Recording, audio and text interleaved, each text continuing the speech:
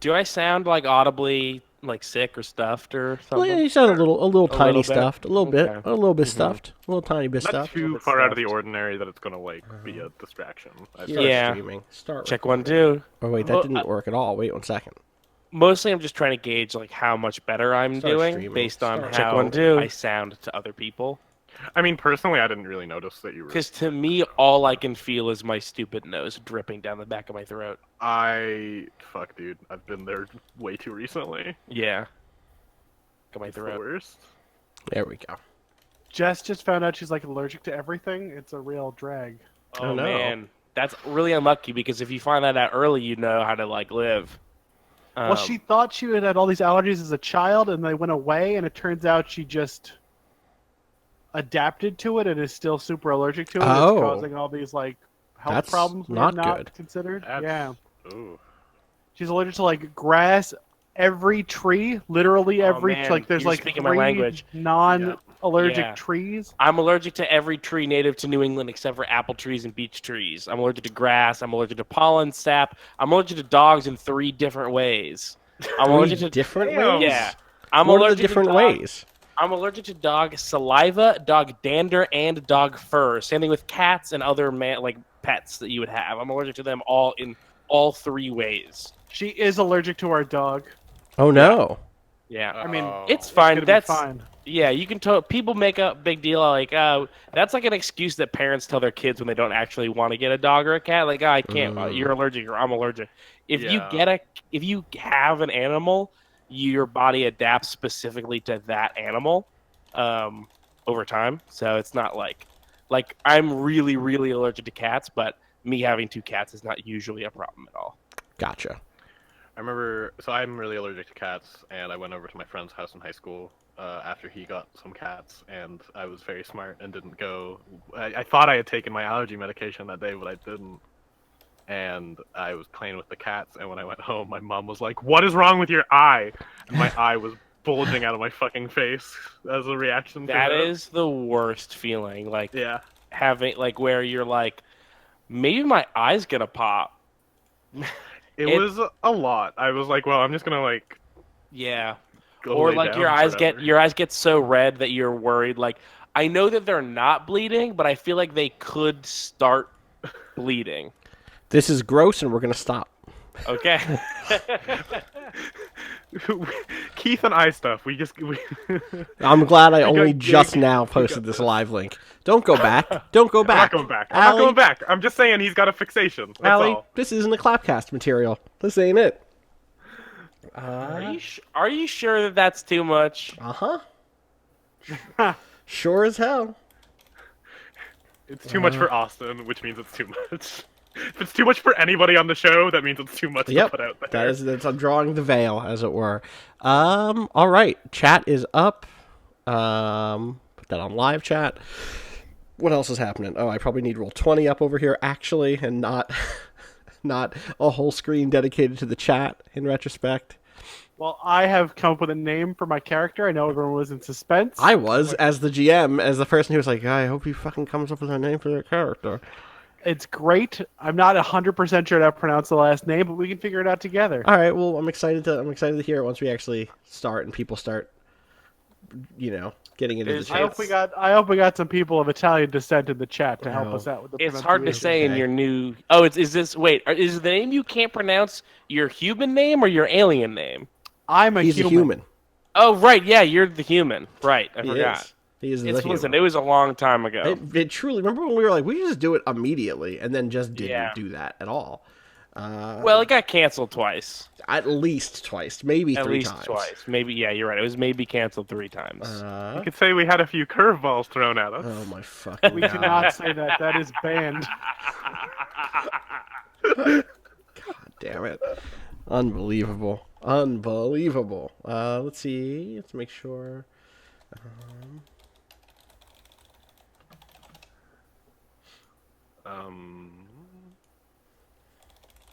Okay. Deep Flaw over in the Discord says, "Ooh, I'm really behind on everything, and probably should have re-listened to the original baseball thing, but excited." And I said, "Lol, so should have we." So, Hey, I suggesting. tried to.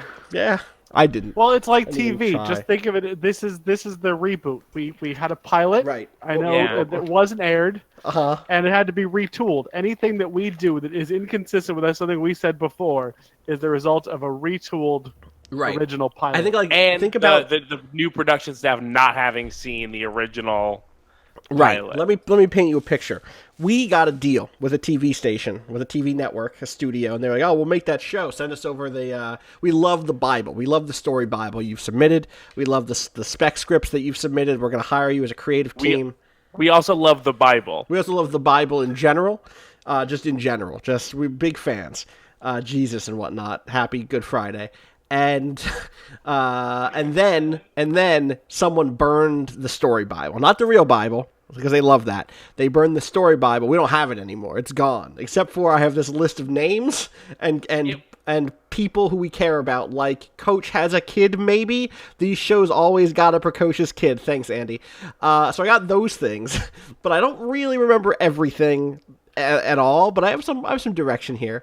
And now we're actually filming the pilot. This is actually considered the pilot episode, which like the game builds in the notion of like we can change things after this episode if we don't like how it goes. and the other one's a lost episode. The episode that doesn't exist. Right. That's a lost episode. It's gone. There's not actually a one. We're gonna confuse people if we don't put a disclaimer there. Right, there's not actually There's a not an lost. actual lost episode. Correct. I think we should have more apocryphal legends about this show. Oh God. We have a couple. Yeah. Some names that are bleeped out. There is an episode no one's heard, so that's true. Zach Morrison, playing the name of the super religious showrunners, says we want to change the name to Angels in the Outfield. Oh my god. Perfect. So you got a couch, Keith? I didn't. I've always had a couch. Oh. When I record Friends at the Table, I'm in my office. Very which important is work. room- Yeah, it's the room. It's the room that I do all of. It's where my computer is, but it's also where I do Run Button and Friends at the Table. And when I do Friends at the Table, I'm at my computer desk doing it. And then earlier today, I was like, why don't I be on the couch where I do Run Button so I can then be on a couch? That sounds all right. I've never done Yeah, and it's great. this It's sort really of nice. role playing from a couch. This sounds good. It's much more comfortable than the chair. I can lean back. I've got a desk in front of me still because I have a little coffee table Okay. with some tea on it. I would love some. I got some like iced tea from a company that has facts. They ain't paying me though, so I'm not naming them. Oh, is it Nantucket Nectars with Nantucket Facts? It's Nantucket, yeah, classic. It could be Nantucket Facts. Can I give a quick shout out to Red Plum Nantucket Nectars? If you live in the 3 stores in the country what where they is this? sell Red Plum Nantucket I Nectars, love that we just said we're not going to give them a. Okay, are those good? Keith's giving out free ads Yeah, over it's here, really good. or Here's Keith the is thing. selling ads and it's not calling us really in on it. it's not really an ad. It's more of a taunt because there's really literally like 3 stores in the fucking country that carries. I've had this. Red Plum Nantucket Here's the Nectar. thing. I'm not going to say which brand of Red Plum drink I've had, but the one that I've had, very good. Yeah. Who could say if it was Nantucket? Who could say if Sound it's travels Nantucket Nectar? faster in water than air. That's I knew that. That's a fact. But it's way one more harder to fact. hear. Yeah, it's definitely Wow. harder, faster, but Yeah. but also harder to hear. So, all right, we should do a clap. What do you think? All right. Are we good on clapping? We pro clapping? I haven't clapped in so long. I fear that I've forgotten how. It has been one of those months of not clapping.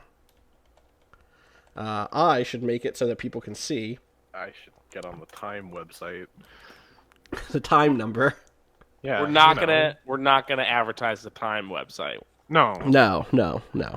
Time. I'm just gonna go to where Oh? the internet clock lives, and I'm gonna look at it for a bit, and Yep. then I'm gonna make sure I never say its name. Exactly. Take an ad clock website. We'll never have ads. All right. Today's I mean, time but code is what if Enya. Time.is came to us with like a good deal? I've been thinking a lot about what if someone came to us with a good deal recently, and no. That's gonna be real funny at some point in the future. We're gonna Here's do the clap sponsored by Time.is. See, it's nothing. Sponsored by My- Nantucket Nectar.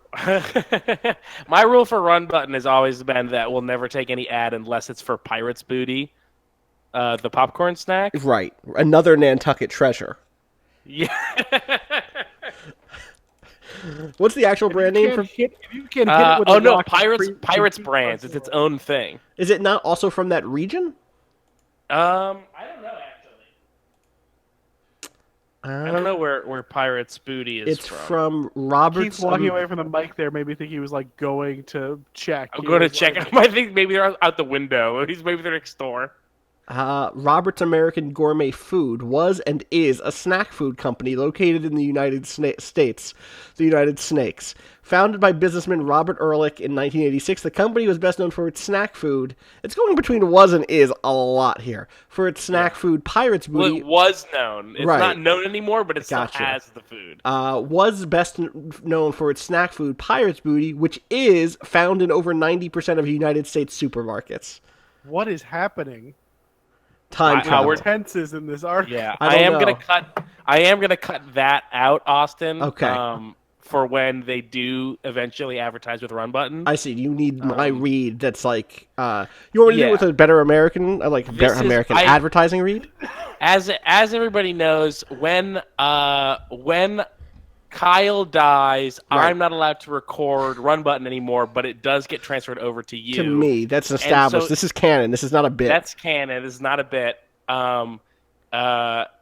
But in order to hold on to that, in order to retain those future rights, you do have to appear in this ad. Right. Robert's American Gourmet Food was and is a snack food company located in the United States. Founded by businessman Robert Ehrlicher in 1986, the company was best known for its snack food, Pirate's Booty, which is found in over 90% of United States supermarkets. Robert's American Gourmet targeted health-conscious shoppers with a range of snack foods. Just say, okay, Google, get me Pirate Booty. Fuck. We're off that know if now. I'm allowed You to missed tell it. that You missed joke. it. Yeah, you are. We're off that now. You ain't heard? Waypoint Radio is all about Whisper Sync now. We're doing Audible ads now, much to the chagrin of my friend who owns a fucking bookstore. All right. We should. Oh boy, Samantha says that you activated her Google Home, which is great. Good. Is it getting you some Pirate Fuck. Booty? Right. Yeah. Did you order Pirate's Booty? Did we learn where Pirates Brands is located? Oh, we didn't.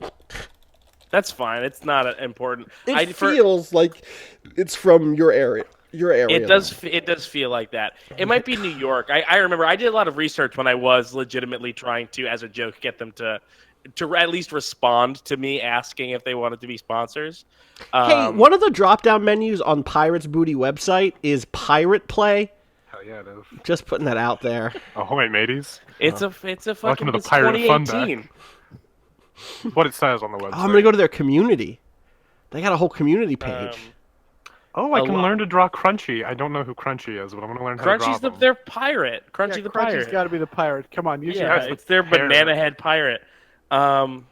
Long-time Twitter followers of me will know that I also did try to get not Nabisco, but just Fig Newtons, local Yes, snack correct. Fig Newtons, to advertise on Run Button. They no Run response. Button is very provincial. Have you noticed that? What's that? Run Button is very provincial. You're only Yeah, trying to yeah. advertise. Things. Yeah. Reebok too. Reebok is also local. I tried to get them to advertise. Yeah, they actually have a shoe named after my grandfather. It's really weird. What? It's the It's I don't know. the Carberry Path sneaker. They What? Shut Yeah, up. it's really okay. What? No, this is real. It's really weird. Have I not talked about this? Maybe just on Run Button. No. The- so, all right, this is okay. So this is really weird. So first things first, my grandparents are rich. Yeah. Okay.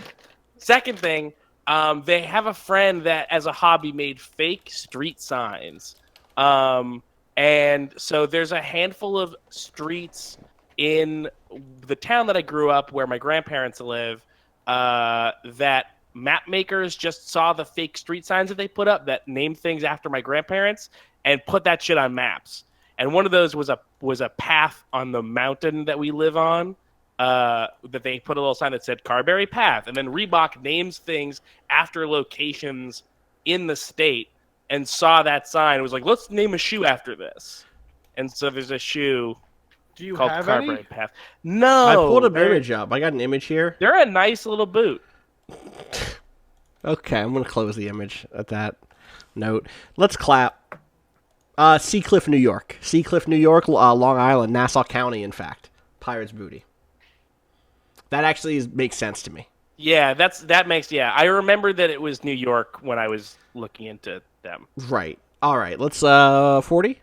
Sure. Okay. Nice little boot. That sounded terrible to me. Mine froze for 3 seconds. My clap was really quiet because I almost dropped my laptop laughing. Nice little boot. Let's do one more at 5. Let's do one more at 5 seconds. Whoa. 5. Not in 5. No, it's.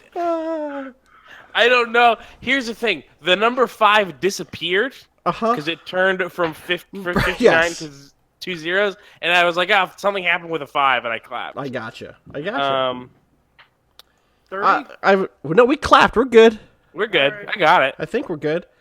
Yeah, I got it. I was on it. I Have was we double considered on just it. playing as the 3 caricatures that are at the top of the Pirate's Booty website? I was gonna show you guys those. Yeah. Look I at was these waiting for it to fuckers. move. Go to the Pirates Booty website? Look at them. Those ones that I've just put in the Discord. Let's see if they're the same. They must be. Yeah. Them. They're on like half the pages on that website. Yes. It's really weird. Dibs on left, striped shirt. Oh, that's just, isn't that you? That's not you, Keith Carberry? That is me. Yeah, it's actually my grandfather. Okay. I'm going to be the one on the right. Yeah, Oh, this fuck yeah, I gotta be the pirate. this all adds up. Oh, do you want to see an optical illusion? Yeah. Okay. Yeah. Is that a chin or cleavage? On the pirate in the middle. Is that like a muscle or cleavage? Or Counter argument. He got some pecs. maybe he got some pecs. It's a low cut shirt, and his chin just goes down there. His chin. Oh yeah, no, you're right. Now I can tell that his chin just goes down there. His chin just goes down there. Boom. All right, we have to start this fucking show. We're like 45 minutes late. Yeah, this is Classic, all good. classic us. Oh my god. All right. That was all good. That was all usable. That's all good material right there, in my opinion.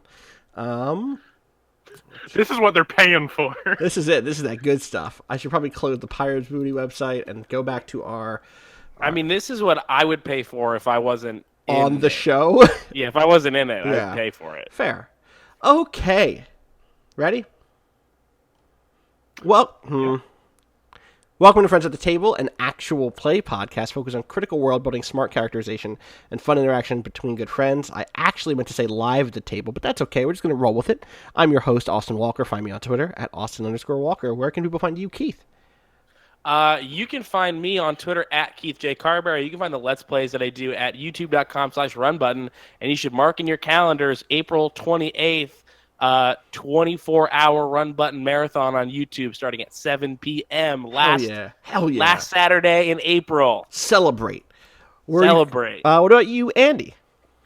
Hey, I'm Andy. You can find me on Twitter at Captain Trash, and you can also find me over at videogamechoochoo.com, or you can hear me review different emojis on the podcast Emoji Drome. We're on iTunes. What is now. today's emoji? The most recent episode is the alien face. That's right. Yeah. The next one is that one face that looks like pooping. Yeah, it is the pooping face. That's next what I'm. time. That's what I'm saying. Which What's your least favorite emoji so far? um And the brand associated with it. okay, That's you're not the getting the important brand because part. that's part of the show. You got to listen to that. Oh, I gotta listen. Nice, Okay. nice. That's part of we pick our favorites at the end and we pick our least favorites. It's part of the show. I didn't like But the there's spaghetti all, episode. of all then. time. I mean, I liked the spaghetti episode, but I didn't like the spaghetti emoji we were given. Okay. Okay. Does that make sense? Do you It was check disappointing. across types of emoji? Yeah. Oh man, I Yeah, gotta yeah. listen to this The fucking whole thing show. is us comparing the That's different the types. yeah. That's because some of them are some of those ghosts are bad. What are some of those ghosts that they're giving us? I'm gonna- Um, there's one particular company that sometimes just does like weird, like incredibly detailed concept art for their emoji. Yeah, I love emoji, and I love the differences of emoji. I'm a big fan, so I'm gonna start listening to Emoji Drome. Where can people find that again? It's on iTunes, and it's also on Shout Engine, which is available on like a bunch of different Android stuff. Gotcha. Is it on? If you just search Emoji Drome on your podcast app, you should hopefully find it. That's DROME at the end, and then. Is it on Google Play Music? I don't think so because I don't know how that works yet. You can just submit it. Okay, hopefully soon then. Not for Spotify, unfortunately. In which yeah, no, I know because I've tried to get us on Spotify a bunch. Also, well, speaking of podcasts, and that's wild. The Friends at the Table can't get on Spotify. It's so much. Art. Spotify sucks. Whatever. Where can people find you on the internet? Hey, you can find me on Twitter at @atemple, and you can also check out the new podcast that What's good? What's good? good? Some of us, Hyping you up. Launched today. One song only, a journey through a bracket full of Kanye West songs with me, Austin, and Allie. Teaser episode is up now. First real episode will be up on Monday, and then on a bi-weekly, that's every other week, not twice a week basis from that So point semi-weekly. Semi-weekly doesn't feel good in the mouth. No, You're right. No, it's not. I'm just want to clarify. The intro song is so good that I'm playing it in the background now while I talk. I'd really love if y'all would go check out One Song Only. You can go to onesongonly.com. You can follow, again, it's on iTunes already. It's where else is it? It's One Song Pod on Twitter. I'm gonna try to get us One Song Only on Twitter, but I need to the person who has at One Song Only has never used it ever, and so I need to call Twitter and be like, yo, give us One Song Only. We're a podcast now. I'm really excited to listen to it because I basically don't have any thoughts about Kanye West at all. It is a really fun thing to do, to be like, oh, I'm gonna just listen to these, so we're doing it 4 matchups at a time, right? So that's 8 songs. That's how math works. And so we could just go in and listen to those 8 songs, and you'll come out having heard us talk about them for an hour. It's been really fun. If I understand that there is an arc to Kanye West, but I don't know what that arc is, will this podcast help me understand that arc? I believe so. Art, would you say so? I mean, not That's in the what I first want. episode it won't, but I think by the end. Well, you get gotta there. have an arc to describe an arc, right? Awesome. So a couple other things before we kick off. One, I want to let people know that the next set of postcards will be being sent out tomorrow. There was a hold up on every possible side on those, but those are going out, and also the next one is already being made, so we should be able to start catching up a little bit faster, which is good. I think that, I'm just double checking right now. Shipped tomorrow on air, says Allie. Oh, no, sorry. She's saying, can I say that on air? Which is what we're on. I'm on air. I'm on. Yeah, I know. No, you know. You know on air. Being shipped tomorrow. And then the next one should follow up pretty soon after that, I hope. And I also want to apologize for the Bluff City delay. There was supposed to be a Bluff City by now, and instead there would be 2 next month, just like last month there were 2. The holdup there is on my part largely. It's a thing I wrote about on Waypoint, but I've not actually mentioned on a microphone here. I lost someone pretty close to me this month to a really shitty thing. There was some gun violence involved. Dark with the worst darkly ironic scheduling of being the same week that Waypoint was doing its week on guns and games. And so that kind of threw my schedule entirely off this month. And so a lot of, it's on top of people having travel, and the scheduling was already, we came into this month with a very tight window for when we could record stuff, and it all just kind of fell apart when that happened. And so we're back in catch-up mode a little bit, but we should be able to get back in place within the next couple of weeks. The same thing goes for Map Maker and Pusher updates. I'm just waiting on a few more things for the first of those 2 Pusher updates, and then the other Map Maker update, the March Map Maker update, should go up tomorrow. I was just waiting for this Twilight Mirage episode from last night / today to go up. And so now that that's up, I can do the other Map Maker update, and then 2 more Pusher updates will go up soon after that. And then we will, again, continue doing the next month's bluffs. I'm very excited for them. We haven't recorded them yet, but I'm super excited. It's Worldwide Wrestling RPG, which we kind of teased a couple of times. And so look forward to those. I'm stoked. That was the original Bluff City, right? That was one of the 2 things for original Bluff City. We didn't have a game for we didn't have a game set up for the other one. No, but it was the thing you're doing with that. Yes. That was the idea, was wrestlers. Bruce Springsteen the Bruce Springsteen wrestlers. Bluff City pitch, the season 4 quote-unquote pitch from the counterweight post-mortem was not sad wrestlers necessarily, but like Bruce Springsteen driven, like Americana, melancholy Americana, City on the Rocks, people who don't know whether they should stay and help the place out and stick with their families and friends, or try to make a break for it on their own and go to the big city and escape the town that's falling apart. And that is definitely was the heart of one half of the Bluff City game. The other half was going to be it was going to be a mystery. It was going to be a murder mystery. And it still kind of is in a sense, right? We've already got the Hector Who part of that a couple of episodes ago. And that sort of supernatural, Twin Peaksy, slightly X-Files-y, slightly like noirish stuff is definitely what I would consider the other major half of what originally was Bluff City. And now those are still going to be the two major themes, I think, if you look through the like even going back to Fiasco, that if you take like Fiasco, what was the name of that? A Bird, a Boxer, and a Bowling Alley. And then you look at No Greater Love. Those are the two like vibes of the show for sure. And so I'm very excited to finally be getting to Worldwide Wrestling RPG. And everything else that comes after is still also very exciting. So I'm really Would you excited to say be in that a people second arc trying- of Bluff. yeah, Would you say that people trying to get to the wrestling show should leave plenty of time because the highway is jammed with broken heroes on a last chance power drive? I would say that. Yes, I Okay, would say great. that. All right, let's actually get into this today. We are playing finally. Get into what? Wait, we're doing something? Oh yeah, we're also going to do this. Primetime Adventures, a game of television drama by Matt Wilson. We set up the characters and the show like a month and a half ago now, let's say, 6 weeks ago. We are going to be continuing our game. Let me make sure yeah, okay, good. We're seeing the right thing on the screen. We are continuing our game. We're actually kicking it off with our pilot episode today. The name of the show that we created is Aliens in the Outfield. It is a game about, I guess, like the basic premise as we kind of finalized it is y'all are aliens who have been sent to Earth to evaluate whether or not it should be destroyed. You've been sent along with another group who is here to prove that it should be destroyed. You're here to prove that it shouldn't be destroyed. And you're undercover as members of a baseball team, or two of you are anyway. The group of aliens is undercover as a baseball team, or as part of a baseball team.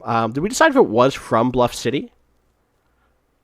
Or if it was just... We did. We decided it was like popular in Bluff City. The show was popular. Yeah, Is the that- most show is- popular I don't show think in Bluff the- City. I don't think the team I don't think is in a. I don't think the team is in Bluff City. I think the team is somewhere else. Okay. We'll have to figure that out shortly. I'm voicing my support for that it takes place in Bluff City, or at least a Bluff City inspired town. I would not mind it being in Bluff City. Like, it feels, if minor league baseball team in Bluff City is a thing we've wanted to do for a while, and we're pretty close to it, so I feel like we should just commit to the bit. The alternative is to have the other team be from Bluff City, but that doesn't make sense for why people in Bluff City, like the rival team. I feel like if it's a big deal in Bluff City, it should be because these people like seeing that it's their own thing. In any case, y'all are playing a combination of the coach of that team and two other members of the team. On top of being a baseball team, that team has also landed a deal with like a local news, or not even a local news. I kind of imagine it being like Comcast or Spectrum, or one of the other big networks, one of the other big, not networks, but what do you call it? Providers, like cable companies, to do like shitty programming, almost even for their guide, their like TV guide. Do you know how you get like the little picture-in-picture thing when you're looking at the TV guides? Like the TV Guide channel? Yeah, like the TV Guide channel of just like weird things around the country. And so you are documentarians you are literally alien documentarians making documentaries about Earth to send back to your aliens to decide whether or not to blow up Earth. But also, the baseball team has taken a deal to make a documentary about weird stuff, or like to make reality TV programming, whatever you want to call it. Do we sell the stuff? Is this like QVC too? No, I don't think it is. I think it's just like, in this segment, we're taking a look at the Liberty Bell, or the whatever it is. Do you know what I mean? Okay. And because there was definitely like a salvage aspect to there it. is. So I think there was like finding stuff Yes. Like, yeah, antiquing. Yeah. Antiquing for sure is one of the things I've written down here. Can we go over your characters before we kick things off? Let's start with Please Andy. help me remember that. Yeah. Yeah, please. Let's start with Andy because Andy, you're on the left here. All right. So my character is named Llewellyn. Uh-huh. Both spelled different ways. The whole idea behind them is that they're an alien. They are Mothman. They are a Mothman, disguised as the team's mascot, and they are also producing the television show that we've been sent here to make in fiction. Good. Do you want me to just go through what I have written down Yeah, here? or- totally. For their appearance, I've kind of tweaked this since we last recorded. I Sure. originally just had them at the sort of like classic, like it's a big white moth. Right. But I looked up different types of moths. So I found one called the garden tiger moth that's got this kind of like Ooh, speckled pattern on it. this is nice. Look at this moth. Yeah. So Good I kind of was moth. thinking like that for the color scheme. Llewellyn's very fuzzy as a moth, and they're kind of like they have like weird gangly limbs because they are also a cryptid. Right, of course. Which means they've got to look kind of cryptidy. Right. And you're My the favorite team. Puff Daddy era. You're playing the team mascot, right? Yes. Okay. And what is your issue?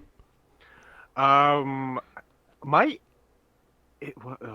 don't know if I wrote that down. I think my issue was that like I am in charge of making sure this show is good and that Yeah. the planet doesn't get destroyed. You've written down pressure here, and I think we should make it clear that yeah, it's like I think I wrote that down quickly because I was like, we'll come back to this next week. yeah. So pressure that the show is good. Yeah. That's good. And then your impulse is They're very high strung and very like perfectionist with the show. Is Right. the problem. cool. So they're like very like a little overbearing when it comes to it and a bit of a workaholic. Right. What is your personal set? Oh yeah, I have a video editing desk in the half-finished basement of the coach's house, Right. where Good. I do all my work, which means I basically am living in the coach's basement. I think. No, because remember you're all living in an apartment. Oh no, for sure. Oh, I feel right. like there's definitely going to be episodes where Yes. it's like 6 a.m. Oh man. Got us to stay over tonight. Yeah. Llewellyn's in the basement again because there's another pot of coffee on, and also it's got weird alien stuff in it. So the coach obviously knows that you're all aliens, right, Coach? Yes. Okay, but does the family know that you're a Mothman? I thought that the terrible uncle didn't. Terrible Uncle definitely doesn't. Wait, Terrible Uncle is the team owner's Terrible Uncle, not my character's Terrible Oh, Ches? I thought he was your brother. Ches? Yeah, I thought Ches I was thought your Chez brother. Was your brother. Oh, okay, yeah, Ches is my... yes, There's Ches is also Ches the is team owner. There's a separate character. I lost my name. I had my name up here. Did you? Did you fill it in? I did. And then it was gone. Wait, let me just check the other Wait, side. is Oh, I got is it. I got it. Gandolfini-esque? Is that No, not I your- got it. So I had to copy this over and move it over. So there we go. You got it back. Okay. It's a good name. We'll get there. I also have a team owner name to pitch that I might want to do in the chat. I might not want to say this out loud. Go ahead and pitch it in the chat. We have a few more things to get through with Llewellyn, Andy's character. What is your edge? So my edge is that Llewellyn's a giant nerd. Yep, Basically, I think the way I mentioned this in the last episode is both like they're a nerd for what they're doing, but they're also kind of a nerd about humans. Mm-hmm. So they're just very like enthusiastic about learning stuff. Yeah, I'm into that. Totally still into that. And then you have two connections. Who are your connections? So we don't have a name for this character, but the whatever alien is sort of like bankrolling the show, I guess, or Right. producing our show. My boss, basically. Right. And then also our Any ringer. idea? We have no idea for that alien boss name, do we? I don't have anything because I'm bad with alien names. That's why I just repeated a name twice. Let's. I still think Llewellyn's pretty good, honestly. Yeah, I like Llewellyn a lot. Keith Art, do you have a that's a- showrunner boss alien name by any chance? Ooh, showrunner boss alien Oh. name. Showrunner boss alien. Think about it. We'll wrap back around. Is it? Yeah. Mhm. Is it possible that it's like there's just like a team, like it's like a team, like it's like the station manager is like some Like just Oh, that's broad. good. Oh, I do like that. Yeah. So like, the station managers, or is there like a there's just like shadowy figures who show up on the TV every now and then, or like on your Yeah. your communicator, basically. Yeah, and they have some like low dark rumble, and then we're Right. like, oh, we're sorry guys, like we understand your low dark rumbles. It's like the senior partners from Angel, basically the whatever the fuck that Wolfram and Hart. It's like you don't actually ever see them, but you know they are bad news. Who's your other connection? My other connection is our ringer, Jack to Hell. Uh-huh. The incredibly buff alien who's very good at getting home runs. Perfect. Great. Because he's jacked to hell. Because he's Jack to Hell. That's Jack to Hell. Does he just go by that name? Except like, does he just do like Jack to Hell? Maybe like Jack T. Hall. Jack T. Hall. Yeah. Oh, that's good. That's good. It's his fake human name. Yeah, he's very clever. He's not. He's not. He's not at all. All right. So speaking of clever people, tell me about your character, Art. Frankie Beanball Bianchi. All right. You could convince me that's supposed to be pronounced Bianchi, but I don't think It's so. Bianchi. I think the CH is a K. That is a was K. I read it as Bianchi, but I like Bianchi. So All right. He's It kind of like has a to be. washed up, over the hill baseball player. He's a pitcher. And he's the player manager of this team. Okay. I put his appearance as James Gandolfini-esque Right. because I think everyone in New Jersey should be played by James Gandolfini in the TV or movie adaptation. Fair. He's explicitly played in the show by the Bluff City character Blake Blossom, who was also playing the bad guy, the corrupt chief in the '86. That was our Action Movie World game. can this be like a Catch-22 thing where the James Gandolfini-esque character is played by James Gandolfini? It can't because we already announced it, because I already have Blake Blossom as the James Gandolfini that's fine. established in this. But you know who plays Blake no Blossom? Henry Fonda. But you know who plays Blake Blossom? James Gandolfini. So when we eventually do the episode that's just about acting, then where someone plays Blake Blossom, there is where we will say that is just James Gandolfini playing Blake Blossom. Okay, Rest got in it. peace. Yeah, seriously. Not happy about this Sopranos prequel movie. I'm not ready for it. Anyway, It's a terrible idea. a bad There one. are so many. Just do a different. there's a lot of stories. There's lots of stories you could tell. IP, I guess. Anyway, talk to me more about your issues and your impulses. His issue is doubt. His doubt in his declining physical abilities, his doubts in his ability to lead this team, and his doubts about the whole alien thing. Honestly, Fair. it's a lot, you know. When things go bad, what is his impulse? His impulse is to be unsupported, Great. and I think of that as like, we've seen that character 100 times. Yep. Mm-hmm. Love to have an unsupportive coach. What is your personal set? The coach's office. Cool. It's probably real small, but it's got a nice desk. The personal sets are important because there are ways for you to get resources back by having scenes inside of them. It's worth knowing about that. All right, so tell me about your traits, your edges, and your connections.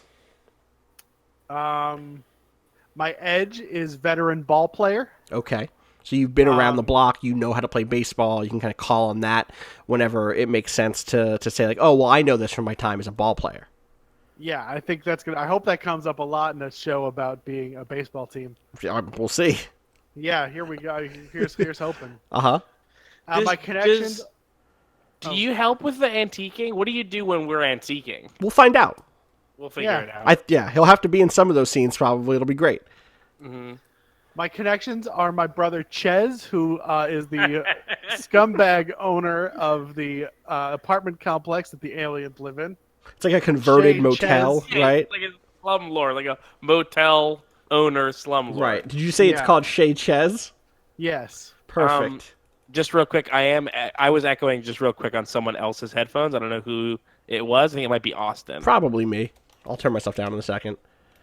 Right down here. Owner of Shay Ches. Perfect. And the owner of the baseball team is the other connection, and we've worked out his name in the chat, and it's Paulie Patio. Perfect. No one will missed see that. through it. I missed that when you said chat. I thought it was the other chat. The live, the YouTube chat. No. All right. No, the third chat, the Roll20 chat. Oh, the Roll20 chat. We have a lot of chats. All right, Yeah. Keith, tell me about your alien. Okay, so I have written here. It says alien name Keith, no alias. God damn it. Real names, no gimmicks. That's right. So okay. Your name of your alien. You're Keith. You're playing an alien whose name is Keith. And the alien does not have a fake name to hide that they're an alien. It turns out that it was an Earth name too. It just worked out that way. It's a coincidence. Just worked out that way, yeah. Love it. Tell me what Keith. Hey Keith. Oh wait, so is Nathan not involved in this one? We can do that. Nate, I legally am not. Sorry, I legally am not. All right. Tell me about what Keith looks like. So Keith is really small. And like very, very small, like gingerbread man size. Okay. And uses a suit to stretch him out to, like, average height. Okay. What is your issue and what is your impulse? My issue, not contributing enough to the team. Okay. My small size and then stretchy suit makes being an athlete really difficult because I'm not used to being in a body this big, and I don't have body this big muscles. Gotcha. And my impulse is that I'm closed off. The frustration of wanting to be good at doing the baseball part. Wanting to be good at that is frustrating, and close myself off. What is your personal set? I live inside one of the lockers in the locker room, and that's my personal set. Gotcha. And is this the end of Men in Black? That's what we talked about. Yeah, I literally cited the end of Men in Black in the world building episode. Yes, right? sorry, Men in Black 2. Yes. Yeah. What are your traits, your edges, and your connections? So my edge is I'm most suited to antiquing in both body and attitude. Why does a small body make you more suited to antiquing? I can dig through piles. True. All right. True. He's got you. He's got you there. I just wanted to know. I wasn't doubting. Yeah. him. Yeah. No. It's fine. I mean, you're a James Gandolfini-esque ex-baseball player manager of a minor league team. You don't know about antiquing aliens. True. I don't. I really got don't. you there. Also, Art the person doesn't know a lot about antiquing aliens. Hopefully, you'll learn. This is like a whole learning experience for all of us. My connections, Art's son, right, who loves aliens and baseball and needs mentorship. Do we know? I can't remember if we have a name for that. Oh, because the coach is unsupportive. Because Frankie Beanball Bianchi is not the most supportive. Not a good dad. Okay, yeah. Yeah. He's nicknamed Beanball. Did I say beanbag? All right, well, okay, we're good. Let me just put that one in my back pocket. There's a local sports call-in show. Yeah, I got it already. Don't worry. I got the names. You'll find them out very shortly. Okay, great. So I'm friends with the host of the call-in show. Yep. Okay. The show that people call 100%. I don't even want to talk about it because we're going to start there. I'm very excited. Hey there, Austin. We got a lot of baseball to talk about today. We do. All right. Ready to I think that's kind of it right now. So we're gonna kick it off. Some important starting things here. Let me just walk us through how this all works. So the first thing I do is I calculate my budget. My budget is how I kind of influence scenes. My budget is that I add up everybody's current screen presence. It's 2 for each of you because it's the pilot episode. I multiply that number by 3. I did this budget wrong because I counted myself as a player. That's what happened here. This budget is just completely wrong, which is fine. It's good to be wrong sometimes. This is why we had to get retooled. Wait, these X's that we have here, that's what we're talking about? Yeah. Do you see how you have the one that's like the screen presence stuff? All of your screen presences are 2, right? For this first episode. Yes. For this episode. Oh, yeah. Sorry, my mouse is fucked. Yeah, so your screen presences are 2. Screen presence is like, how important are you to this specific episode? Because like most TV shows, that changes from episode to episode. Sometimes you get a character who's like the spotlight character. So it is, what is it? It's 2 times 3. No, it's 2 plus 2 plus 2 times 3. So 6 times 3 is 18. Plus then I add another 3. So my starting budget is 21. Nope. Yes, 21. Math is good. Love to math. Then we set up the audience pool. When you start an episode, place a pool or bowl rather in the middle, and put a token in there for every protagonist. After that, whenever the producer spends budget, that many tokens go into the bowl. Those tokens are the audience pool. This is all going to make a little bit more sense once we really kick things off. I'm going to make these smaller is what I'm going to do. So we're going to get more. And you're going to spend audience pool in some scenes, which we'll get to, again, momentarily. Anytime during the episode, any player except for the producer can take a token from the audience pool and award it to another player as fan mail. Award it for whatever makes the game more fun. Snappy dialogue, great use of traits, exciting narration, or advancement of the plot. When you do this, you're effectively telling someone, that was great, and I hope you do more of it. Each player can award at most 1 point of fan mail per scene. At the end of the episode, if there are any tokens left in the audience pool, they are discarded. So make sure to award those, but remember, you can only award 1 per scene. All your screen presences are 2. All right, so here's the basic structure. I'm going to give us the order of play so that it makes sense. We start off with a teaser, with a kind of a teaser scene that I'll start. That'll set up whatever the big picture stress is, whatever the big picture issue is. We'll play through that. Then we're going to create a scene. Then we're going to go through 4 acts of play. We might not get through all 4 today, but we're going to do our best to do it. We'll see. For each act, every player will create a scene. Those scenes don't have to be very long, but each of them will have some sort of conflict in it that we'll work through. The 4-act structure is, Act 1, you introduce the problem. Act 2, you add complication. Act 3, you add more complications. Act 4, you resolve the problem.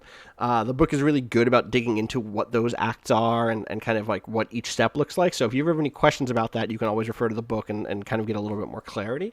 And then after that, I'll put together a denouement because none of you are the spotlight character. If you had the soul level 3 screen presence, you could kind of wrap the episode up in that way. But since everyone's level 2, I'm going to do the wrap up there. Any questions about that overall structure? Everything else should kind of start to make sense as we play. Yeah. All right. When you said you had the budget arc, I thought that you meant that we did the screen presence calculation all No, wrong. that was fine. No, thank God, that was fine. Yeah, I just have this budget. This is like how many points I have to spend to make things go my way, basically, or to influence things so that they go a little bit more, not my way, but just to make them more challenging or to add more doubt or chance to things. So this is very glad at my symmetrical screen presence. It's very you have like an entire. Yes, you kind of go dip, dip, dip, dip. Yeah, that's good. That's a good screen presence. For people who don't know, that's the sound that the screen presence of 2 1 3 1 2 sounds like. Dip, dip, dip, dip. Yeah. Oh wow, you can do it back the other way. Wow. Yeah, it's palindromic.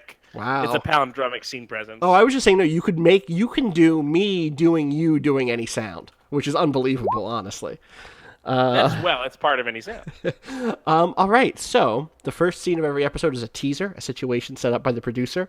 It will usually introduce a plot-level problem and set up a situation for the spotlight protagonist, if there is one. The producer has a choice with the teaser. Either A, we just use to provide a short bit of narration and exposition, or B, play it out like a regular scene. If the latter, then the producer decides whether it's a character or a plot scene, and then chooses the scene ingredients. So there are 2 types of scenes, and you'll be picking those throughout the game. You'll be able to tell me, oh, this is a character scene, or this is a plot scene. In character scenes, the thing at play, I mean, this is true for both the division here is kind of strategic or kind of like technical. There's overlap here. These are porous categories.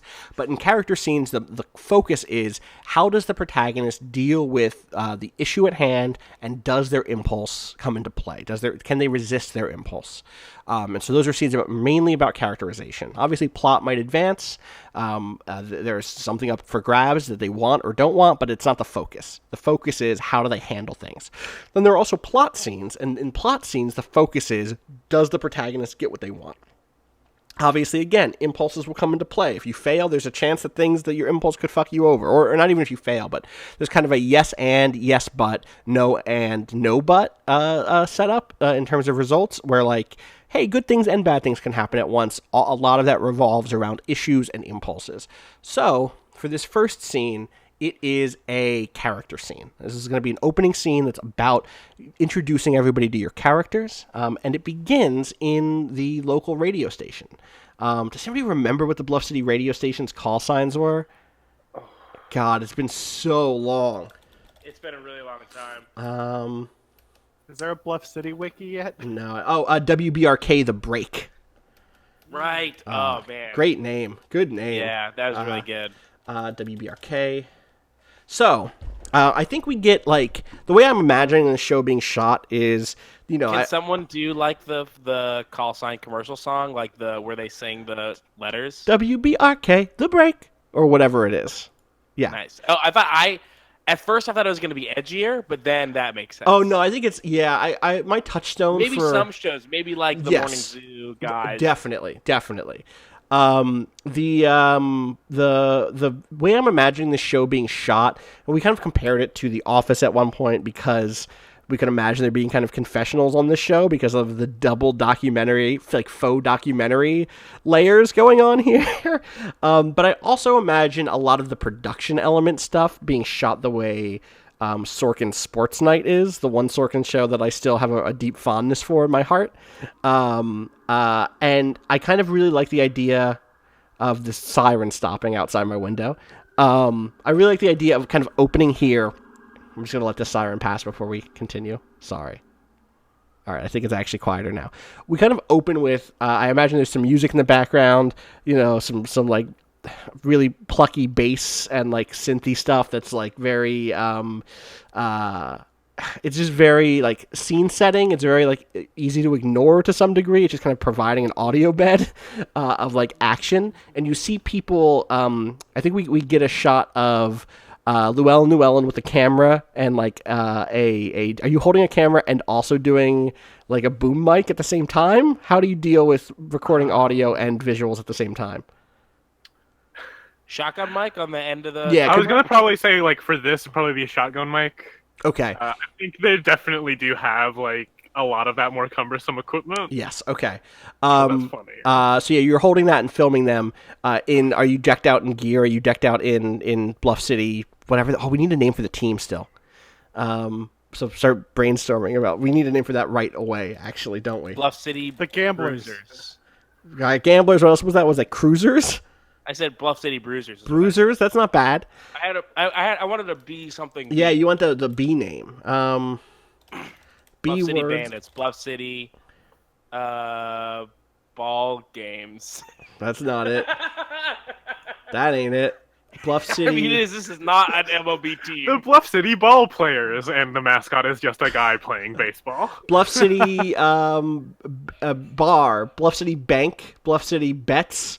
I'm looking at gambling terminology here. Betters, that's not great. Bluff City The big Bluff blind. City bosses for like pit Oh, bosses. bosses isn't bad. Oh well, it's bad for another reason. I can't tell you why yet. So it can't be bosses. You're really limiting me by these secret Bluff conditions City I can't know about. Blaster. That's an alien one. Bluff City bingos is not bad. Am I dressed up as a giant bingo card in my mascot suit? Maybe Bluff City bluffs. That's not it. It can't be that. There, someone in the chat has blackjacks, and we can also be black jackets. That's wait. What are black jackets? It's Well, the just like a jacket is thing. the Because like uniform. Columbus's NHL team is the Blue Jackets. I don't think that's anything. Oh, I see what you're saying. You're saying like, wait, aren't the Blue Jackets like some sort of like revolutionary, like war thing? Isn't that the Did we idea? fight a lot of Revolutionary War in Ohio? Probably. I Yeah, don't know. I Ohio. don't Oh, wanna no, look it no, up. no, no. Civil War. Blue Jackets. Civil War. Well, who knows what kind of wars we fought in Bluff City and what Good call. jackets people wore. I kind of like the Black Jackets. I kind of like it. minor league And then they baseball could be team. called the Blackjacks, of course. Right, I get you. Like that, you get both of them. Like real fans do, like the Blackjacks. You know. All right, cool. Maybe we know what the Bluff City Blackjackets are already, and we maybe they have to do with the not yet having happened weird revolution that came from No Greater Love that somehow is like in the ether, and people know that the Blackjackets are like a thing, even though they're like the Black Slacks, but for Bluff City. All right. So it's like the team is named after the soldiers who fight in the war in the future. The war in the future, but no one really. They just know the Blackjackets. They're great. They're heroes, of course. Everybody remembers. All right, is 21 a lot in baseball? 21 is very much a lot in baseball. Yeah, it's a lot in Yes. baseball. That's a fun game. Yes. All right. So you're filming it, and then we get the shot of the remainder, three more people. On one side of a radio booth. It is Jack to Hell, who someone will have to describe momentarily. It is Frankie Beanball Bianchi, and it is Keith. It is Keith, no alias. Keith, what's the back of your jersey say? Does it just say Keith? It says Carberry. Okay. Okay. It's the whole name. It's the whole fucking name.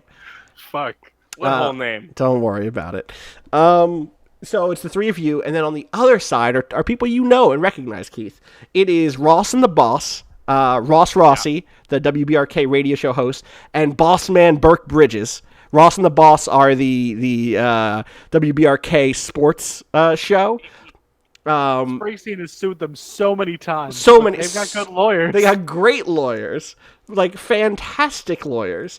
I think Ross. I mean, they get those Bluff City crime lawyers. That's true. Ross Rossi is very much the guy who's gonna tell it to you straight. He's been a fan of the game since the time he was a little kid. The first time he stepped out and his daddy handed him a wiffle ball bat. He knew that baseball was America's sport and that it was the great metaphor for life.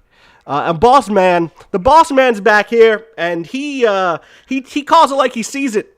Kim is their producer, or was years ago, but he still refers to Kim regardless of who the producer is currently. And they have you they're talking to you about your rivalry with the Bloomington Blooms. They are the team from Bloomington, Indiana, who the other BLUMS. Excuse me?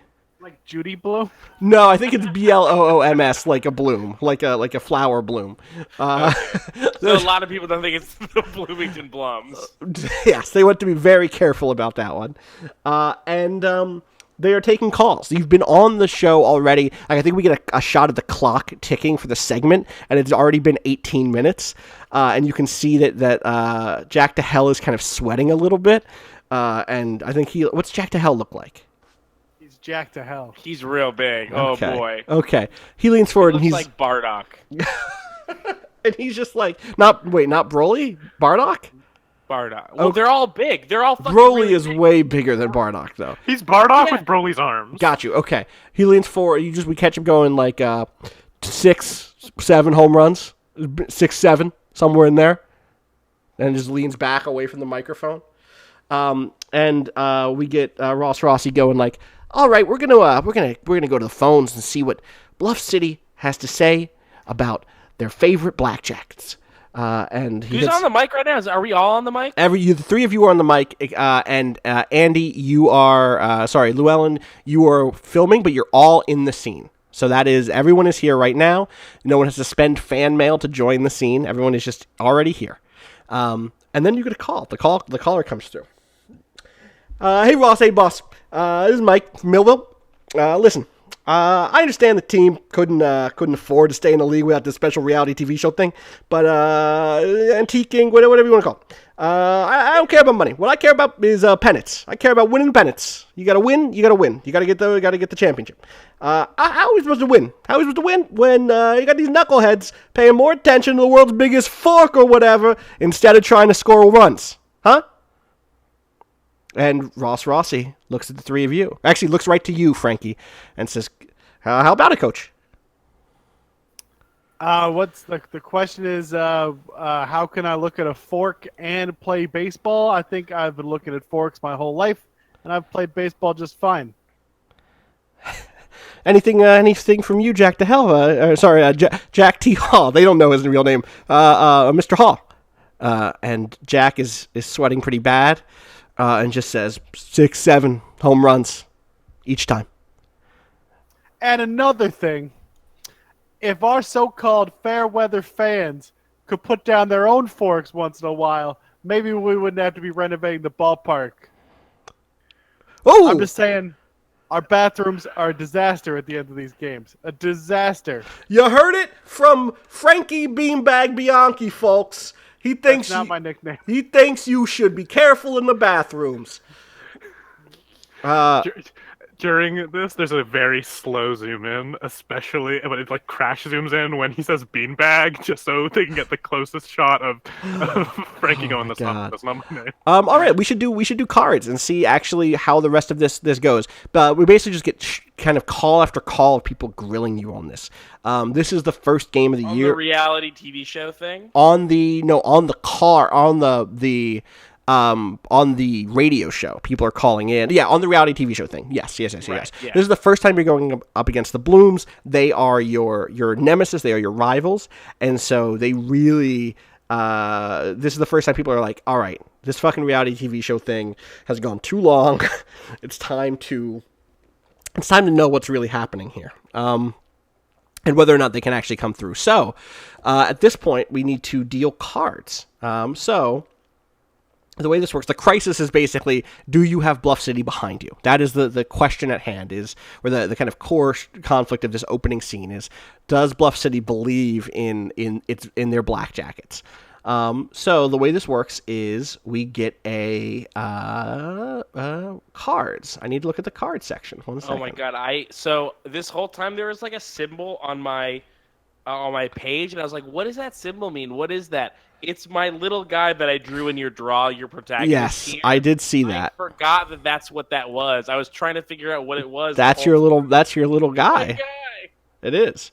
That's Keith Carberry. That is. Is that what Keith Carberry looks like? It's good to know. Finally, I'll zoom in on that so people can really see. There he is. There's the boy. All right. So crisis time. Deal the cards. Shuffle and draw the cards for the producer. Start by assigning someone to shuffle the deck. I'll just do that right now. Let's recall everything. Let's make sure everything's here.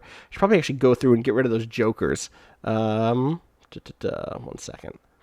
How do I do that? How do I get rid of those jokers? Let's see. I think it's over here somewhere. Should probably get rid of those jokers when the call drops and we're all gone. What? No, I don't. Jokers. I feel like I've missed something. What's the bit? I'm missing the bit. Like you call people a joke. Never mind. Oh, I see. Like you're the Joker. We're the jokers. Yeah. I get you. How do I get rid of this? One day we'll need cards for a Roll20 game, and it will work good. Yeah, I know how to get rid of cards. But you don't know how to not have drawn one. Well, right? I know how to put one back in. I know how to add cards. What I don't know off the top of my head is how to. Oh, here we go. Remove, save changes, and then fuck this. Oh, there we go. There it is. Delete card. Boom. Got rid of that one. And we got to get rid of one more here. And I'll shuffle again. In real life, we would just rip this card up. Delete card. There we go. Boom. Save changes. Hit and shuffle. Hitting the old shuffle button. Shuffle that deck. All right, so start by assigning someone to shuffle the deck. Did it. Deal 1 card to the producer, face down. Deal 1 card to me, Austin, face down. Boop. There it is. It's down here. The producer can get additional cards also face down by spending budget, 1 point per card. The producer can spend up to 5 points of budget to get additional cards. Scenes where the producer spends 5 budget are quote-unquote whoa moments for everyone at the table. I'm going to spend 3 on this opening thing. I want it to feel real. So I'm going to drop my budget from 21 back down to 18. It's a big spend, I'm not going to lie. And then I'm going to deal myself 3 more cards. Has the first episode of the reality show come out? Yeah, it's been running. At this point. It's been running. Yes, okay. yes. 2, so these callers, they don't like the show, or maybe they don't care that they like it. They care about baseball. You know, that's what they care about is baseball. So they don't care whether or not they don't care even if they like the show. Right. Right, exactly. And maybe even some of the callers, the thing that they're calling in and saying is like, what are you even going to find in Bloomington? Bloomington doesn't have anything. There's nothing interesting in Bloomington. We are die-hard minor league fans. Right, exactly. Yes. All right, so draw cards for the protagonists. Once the producer has drawn cards, the participating players decide how many cards they get for their protagonist. First, you each will get cards equal to your current screen presence, which is 2. Second, if you have any traits that might apply, you can use them for an extra card each. You can only use traits once each per episode for each point of screen presence. So, if this is a scenario where you'd like to say, oh, actually, as a veteran baseball player, I should be able to ease their concerns, Art, for instance, you could you could use that one time to add another card to your kind of hand here. Sure, that does sound right, but I don't know if I want to. I only get 2 of these. So you get 2 of those per thing. So you can invoke your team owner connection twice, your Ches card or your Ches connection twice, and your veteran ball player card twice. What do you mean per thing? Which per episode? Per episode, yeah. Per episode per trait. Per trait, yes. And then but then when you do a scene in your personal set, you can reset your you can reset your uses, so you can actually get back. Sold. All right, so you're going to use. I also, by the way, I have friends with the host. Yes, you totally do. So that's another great one. Do you want to use that one here? Yeah, I want to use that. Okay, so I'm actually going to mark here with an X that you're each using that one time. So you're using friends with the call-in show hosts. You're using your veteran ball player thing. So I think that the part of the question here for me is not the question, but the question for the scene for Frankie. I think that it's mostly about, this is a character scene, right? So this is about whether or not. Sorry, I have to look at a thing here. Whether or not you come across as impulsive. Or sorry, not impulsive, unsupportive, if your impulse kind of overrides and you kind of let your players hang themselves. Do you know what I mean? Or if you back them up. If you let them kind of like get themselves in trouble. For Keith, the situation is whether or not you're able to actually speak up, right? Or if you just get so closed off. One of my other things is that I'm really loud. That should then that should probably be your impulse. I'm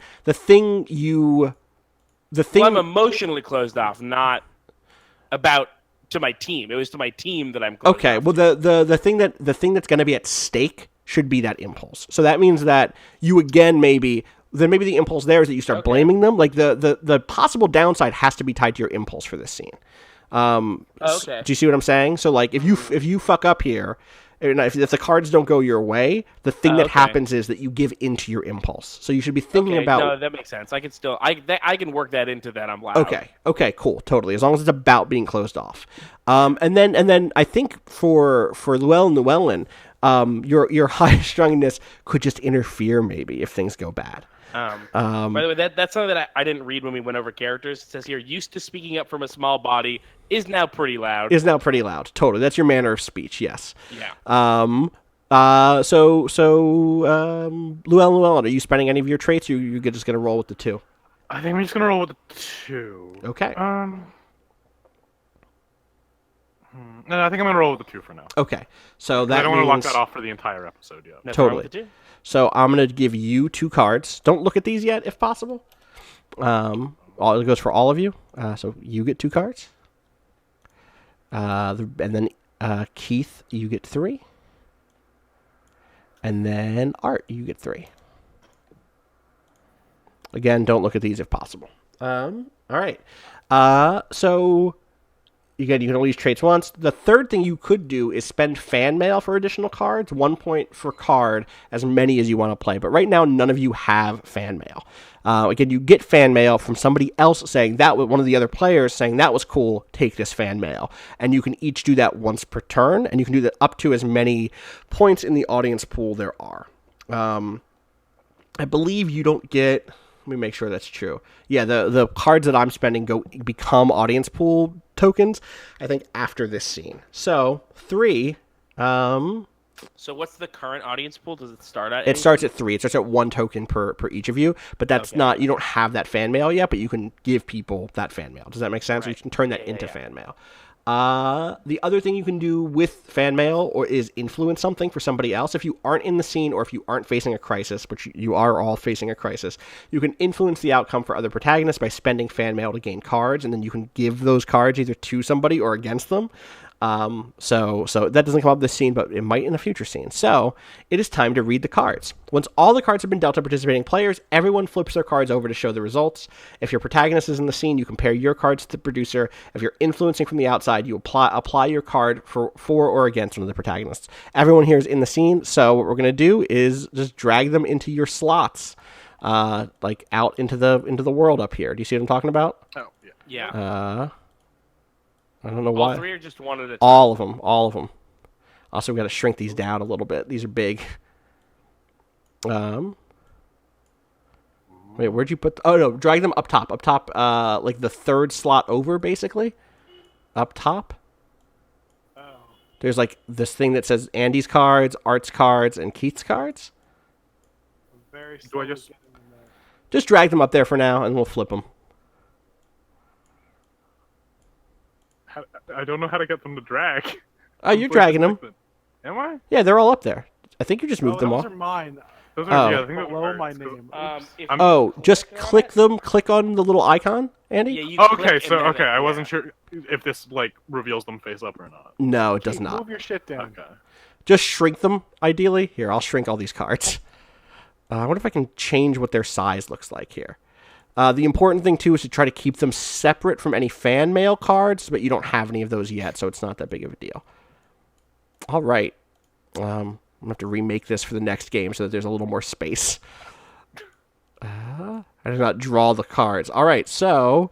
Let's see, can I just, like, quick flip these? Yes, I can. In fact, can I just do this? Flip those cards.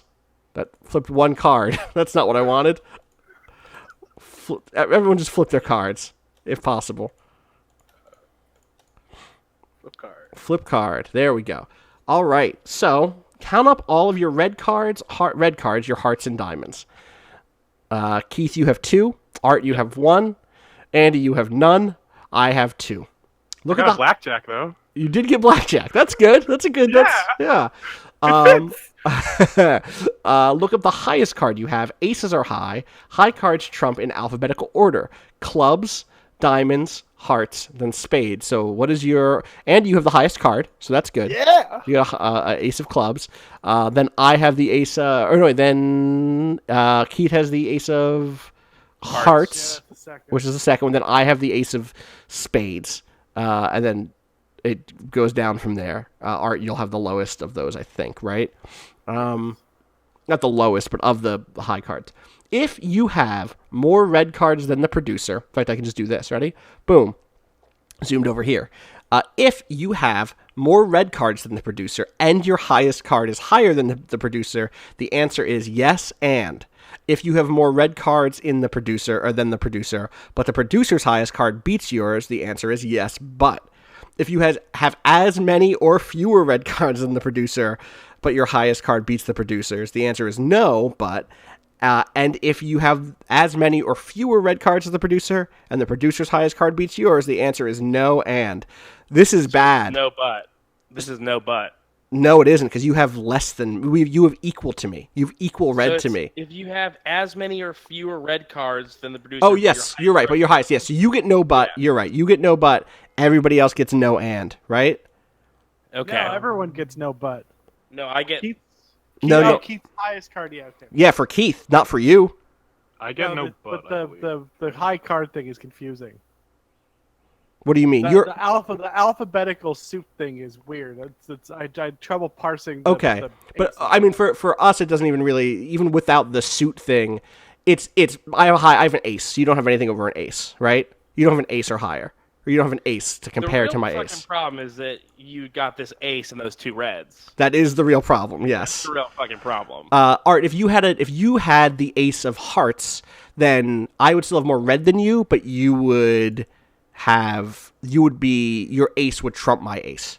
But because you don't have an ace, you don't have. I think maybe you're the only one who's a no and then, right? Because clubs Yeah, I'm does the only be one who's a no okay. and, So yeah. Andy and Keith are both no but, and and Art, you are no and. So the way that actually works is, in a character scene, you all are going to give into your impulses, and for This is gonna be a mess of a show. uh huh, It's gonna be and great radio. for Keith Carberry, the character, no, you give into your impulses, but there's a silver lining. And for the same thing for Llewellyn, no, you give into your impulses, but there's a silver lining. And for Frankie, no, you give into your impulses. You give into your impulses, and there are consequences. So, talk to me about what happens here. Finish the scene based on the outcome of your cards. Okay. So, what starts to happen here? Can we get a caller calling in? Oh, absolutely.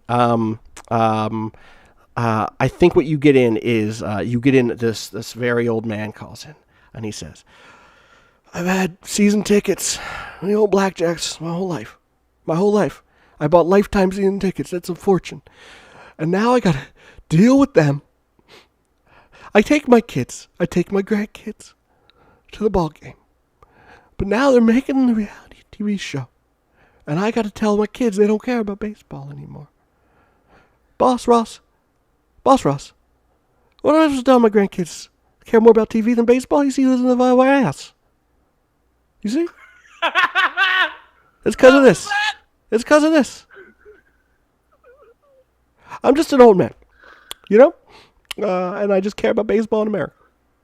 Those are the two things I love. So he cares about baseball in his mirror? America. Was that in character? Is that what Frankie said? Did he say Did he say baseball in his mirror? America? You don't care about it anymore. It's just like everybody else. Sir, I still don't know what you're saying. Said baseball. I think he said baseball and the miracle. I think he's holding out for some sort of divine intervention. I said says- America. He said America. I think he's saying America. That's he's saying that no one in America cares about baseball but him. that's not you. I'm saying you don't care about it. None of us care about baseball. None of you. None of us care about baseball, including Boss Ross. Boss Ross care. Boss Ross cares about baseball. Is that None right, of Boss? us care about That's right. baseball. Listen. No one cares more about baseball and America than me, the boss man. Who's the other guy? Who's the other one? Ross. It's me, Ross Rossi. From Bluff City originally, which is the most American town there is. Wait, from are you coast to saying coast. It's Ross Rossi and Boss Ross? It's Ross. No, it's me, Ross Rossi, and it's my good friend, Boss Man Burke Bagwell. That's not his last name. Boss Man Burke Bridges, of course. That's right, Ross. Ross and the my boss. God. Oh, it's I don't Ross care and Boss, about any not of Boss this. Ross. Oh, yeah, I was under the impression we were meeting someone named Boss Ross. No, it's today. Ross and the boss in the morning. Ross and the Boss in the morning. I knew that because we're friends. This is, Of course. but because we're friends, you know that I care about baseball.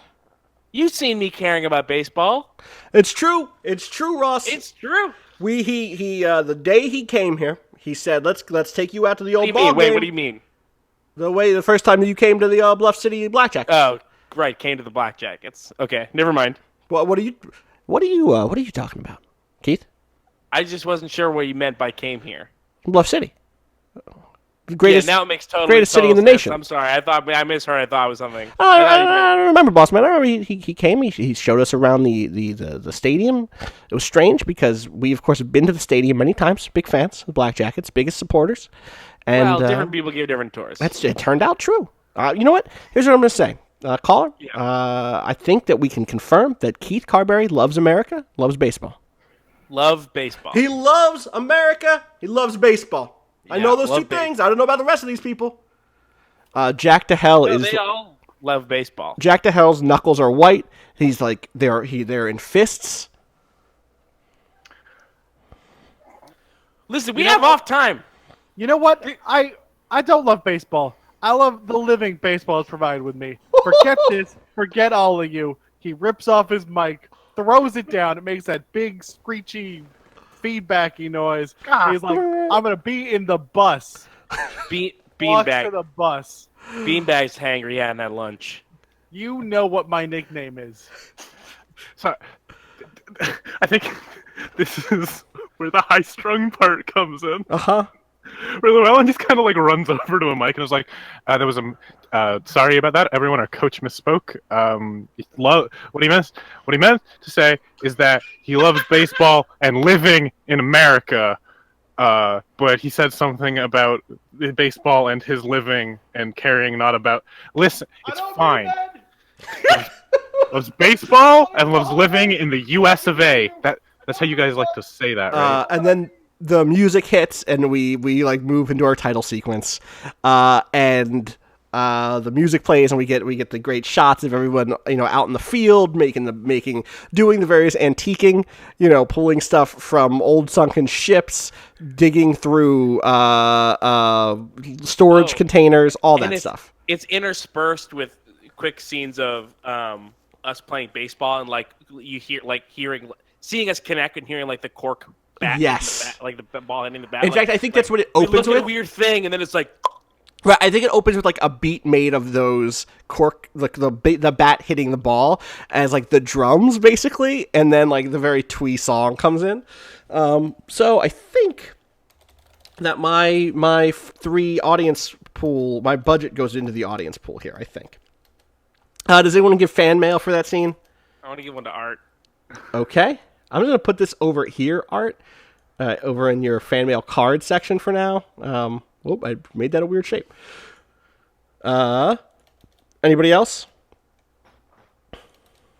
Want to give any fan mail for that sequence? Okay. So 5 more tokens in the audience pool. And I think here's a question. Do we reshuffle? Do we reshuffle after each turn? Or does it just go to a discard We've pile? got to, right? Oh, I forgot an important thing. Oh, wait, no, I didn't, because you just were using traits, right? You weren't spending fan mail. Yes, okay. You're good. So, yeah, I think that all just gets discarded. It must, right? You don't think it gets reshuffled? So that there's always an even chance for everything? I don't know. I didn't see anything. I'm going to double check. If anyone in the chat has played this and knows off the top of their head, that would be great. Or hand, top of their hand. Or the bottom of their hand. Either way. Any part of if you have it written on any part of your hand, or if you just remember. Or if you recall. Flips their cards. Okay, did that. Drawing cards, play out the scene. Who has authority? Tim in the chat says, what are Keith and Art's character names? My character's name is Keith Carberry. And Art's name is Frankie Beanball Bianchi. Because he picked a name for his character. I also picked a name for my character. It's fair. It's fair that you picked. You're not wrong. You sure did make a decision. All right. I think so that's that first scene. Okay. It doesn't say anything about what to do with these cards.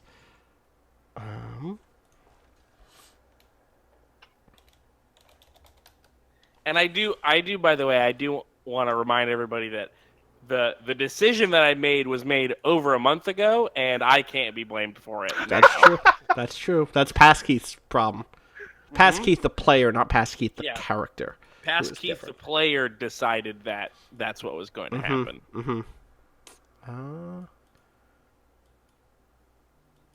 Oh, you know where this probably is? It's probably at the top of this, which is like shuffle. If it starts with shuffle the deck, then yes, we'd recall and shuffle everything, right? Yes, shuffle the deck and deal the cards. So that tells me yes, I'm gonna recall all the cards, recall and then reshuffle. All right, cool, got it. So that means we're gonna have to be careful if we have like fan mail cards out, right? Because those won't get recalled and shuffled. They do get recalled and shuffled, but before so the way fan mail cards are going to work, so like for instance in the next scene, if Art wants to spend that fan mail point that he has, he is able to, if it turns out to be a red card, I get it back as budget. So that's why there's this little slot for like marking which cards are fan mail cards. Only with fan mail cards, but like does that make sense? Yeah. So if he spends the fan mail point on that. All right, so we are done with that first sequence. We're done with the first scene, and now we're going to move on to the next scene. We're moving into Act 1. Act 1 is setting up the crisis. I think the crisis is clearly an extension of what already happened here. Yeah. What was my silver lining, by the way? People like you, people are gonna show up in Okay. droves wearing Keith Carberry jerseys. Nice. Not droves, but the 13 people who show up to the game against the Bloomington Blooms, which is in It's gotta Bloomington. be more. Oh, right. No, okay, that's the it's an thing. away The game. right, it's an away game. Are definitely going to be supporting Keith Carberry. And you know what the sweetest victory is? All the Bloomington Turncoat fans, their favorite Bluff City player is also Keith. Right, totally. And then the for Llewellyn, and maybe this can go into your scene, Llewellyn, but Keith is like the Cowboys jersey of Oh, minor league baseball. yes, 100%. Even though you're not that good at baseball, people love you. No. Yeah. Yeah, it's literally a 1-to-1 comparison. Llewellyn, you have, I think the ratings were really good on that episode of the show that you were shooting. All I need. Silver lining.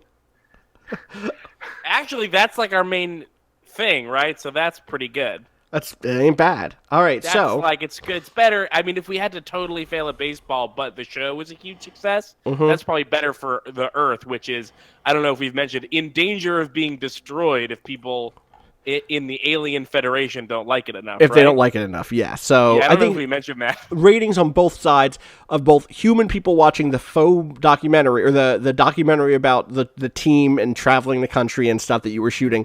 Love the sequence that feels authentic, and so do the aliens. The aliens also are like, oh, people are very dynamic. These Earth people. These they have Earthlings. These Emotional. guys really are people. They truly are real people. So that is the opening scene. Next, we need each of you to put together a scene for each act. So again, the first act is about kind of setting the stage for what this crisis is in a bigger way. And then the next few scenes, the next few acts will be about complications and stuff like that. So who wants to set a scene first? Who has it in their mind? What if there's like a protest at our practice facility? That's good. We can jump right into it. Yeah. Do you want to do that, Art? Yeah. All right. So who is in the scene? Let's actually I'll just walk through this a little bit slower. How does that get decided? I think I missed that. So each of you gets a scene for each act. So you're gonna have 3 scenes per act. Whoever's setting the scene decides first which characters will be in the scene, when and where it's taking place, and what's going on. It's up to that person to decide which characters are there. And then I'll be playing characters who aren't the 3 of you, and be trying to push towards that crisis. You, at any point, anybody who is not invited to the scene, can at any point spend fan mail to enter the scene, which is impossible. It's impossible in this current moment, but will become more possible as the show continues, especially because fan mail carries from episode to episode. My job again is to build a crisis, to play supporting characters, to apply pressure, and then eventually there's a crisis moment and we deal the cards. So tell me who is in the scene, Frankie, and where it is and what's happening. All right. This is at the practice facility. Yep. I guess we probably don't have a practice facility. It's probably just the stadium, right? Yeah. Just it's closed. Patio stadium, the patio. They just call it the patio. Yeah. Everyone go down, have a drink, and watch a ball game with the patio. Paulie Patio is probably there. He's probably upset about the protest. How old is Paulie Patio? Or hot dog sales. Sure, could be both. It's a long meeting. Paulie Patio is 57. Okay. Birthday's in October. Good to know. Yeah. That could come up. Listen, I don't know. Birthday's in October. He's never gotten what he really wants. A pennant. Is there a pennant for minor league baseball? Sure. Yeah, I'm sure. The real thing is prove that there isn't. Right.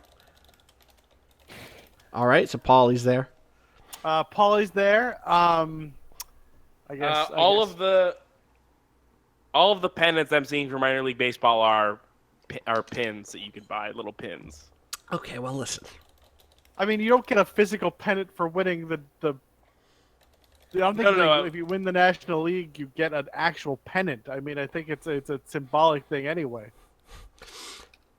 Okay, let's continue. Who else is there? Is it just the coach and Paulie? No, I think it's probably like there's a practice going on, so I think Okay. a lot of the team is there. Okay. Certainly these two, and as many throw Jack in there too. All right. So Jack is there. Keith is there. Are you? Protesters are there. There's some protesters, of course. Did they get in, or are they just outside the They're stadium? like outside. So but I mean, okay. they could get in. Oh yeah, we'll see what happens. Is this being done on the field, or like in the stands, or in the dugout? Like where's the camera at? Yeah, I think we're in the dugout. I think we're trying to practice out on the field, and the distraction, the noise, got everyone to come in, and the owners come down because he's trying to work in his office in his completely legitimate business he has here. He comes down. He is wearing basically a bathrobe. He's wearing like a smoking jacket, but like, or not a smoking. What's the long smoking jacket called? Like a bathrobe. Do you know what I mean? Or maybe it is just a smoking jacket. It's a bathrobe. I've decided it's a bathrobe. It's like a monogrammed bathrobe. And he has pajamas on underneath, and he has a cigar in his hands. He's kind of like a silver fox. His hair is like stark white. He has really, really, not baggy eyes. He has like, He looks like tired, you mean? no, they're like deep in his sockets. Do you know what I mean? That's what I meant. Yeah, he just Yeah. has like dark rims, but he's not like baggy. They're just dark. Correct. And he comes down. His cigar is not lit. He's just holding it. In his teeth, is he clenching? No, he's holding it in his hands. He's holding it in between his fingers. And he's got a copy of the paper.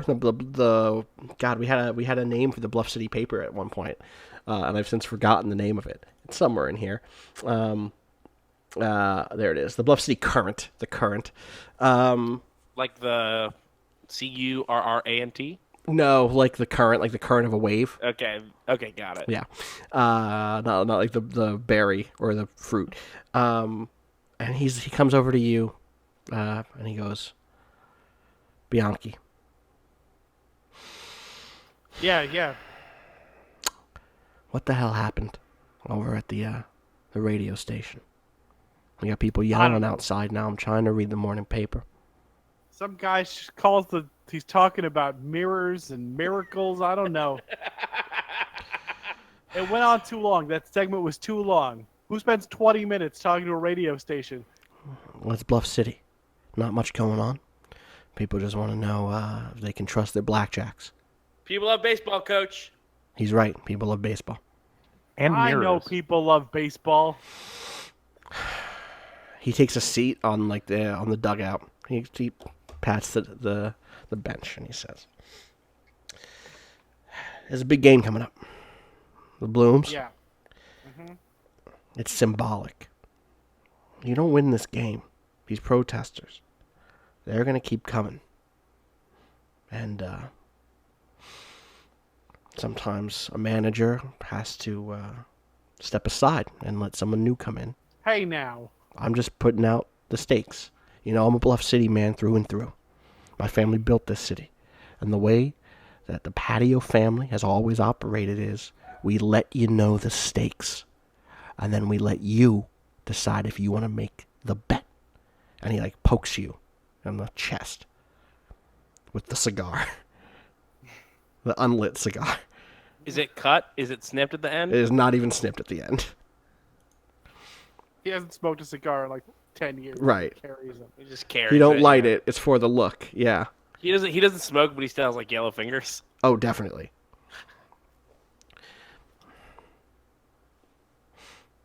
I hear you. At least you can still be a player, coach. I don't think that's true. No? You do whatever it takes to win, Bianchi. Yeah, I hear you. You do whatever it takes to win. I look him straight in the eye, square in the eye. Kind of probably a disarming way for someone like him. I hear you. We should have decided before if this was a character scene or a plot scene, but it feels like it's a character scene. It doesn't feel like a plot scene to you because we're like setting up the stakes for the. Oh, maybe. episode? So what do you want then? What's the thing you want from this scene? I don't. So plot scenes are about what characters want. Character scenes are about whether or not you resist your impulse, basically. I want a vote of confidence. Okay. So let's. I think it might be card time. I don't think that Keith or Llewellyn are in crisis here. I think this is just about you. So by default, again, you have a 2. You have 2 cards. I get 1 by default, and I'm gonna add 1 to this. This is a low stakes scene, so I'm gonna deal myself 2 cards. I'm only gonna spend 1 budget here. What about you? I think I'm good to let it ride. So you're just gonna do the 2? Yeah. Okay. 17. So you're not gonna call on your team owner thing here. Oh yeah, I should do that, huh? I was gonna say that's a pretty. Yeah, this is pretty useful here. Yeah, Poly Patio, we go way back. you do. Real quick, is it you get 2 or you get 2 per thing? You get 2 per thing. So Okay. so Art can 2 use the per team connections and 2 2 per edges, or 2 per literally each individual. literally each individual trait. Got it. That's great. Yes, yeah. So you can call on them a lot and then do a reset scene inside of your setting, your personal set to get those back. So you should be looking to spend them, you know? Yeah. There's no fan mail here, so I don't think anybody else has the ability to influence this, and none of the rest of you have fan mail here. And this isn't your crisis, so it's not, you don't have to actually, you're not at risk in any way. So you're going to just do 2, Art? Or you are going to use it. All right, so I'll give you the 3rd. Boop. Deal. All right. Let's put those out there. Same place as before. It's okay if they're a little bit big. It's an easier scene to deal with here. Oh, these are. Much easier. Make sure you put the. Oh no, you're not spending your fan mail, right? Right. Okay. Go ahead and flip those once you get a second. Mine were not great. Red. I have 1 red and I have a black 9. Art has 1 red and has a black 10. 10. So, in this case, we have. No but. It's no but. No, you don't get what you want, but you keep it together. So I think. So what's your case? What's the case that you make? Man, we're really biffing it. TV. Yeah, it's a slow burn.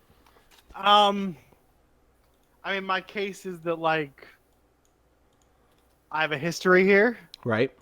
We perform on the field. We don't play our games in the radio station. Mm. We play them on the field. He shakes his head and like stands up, and he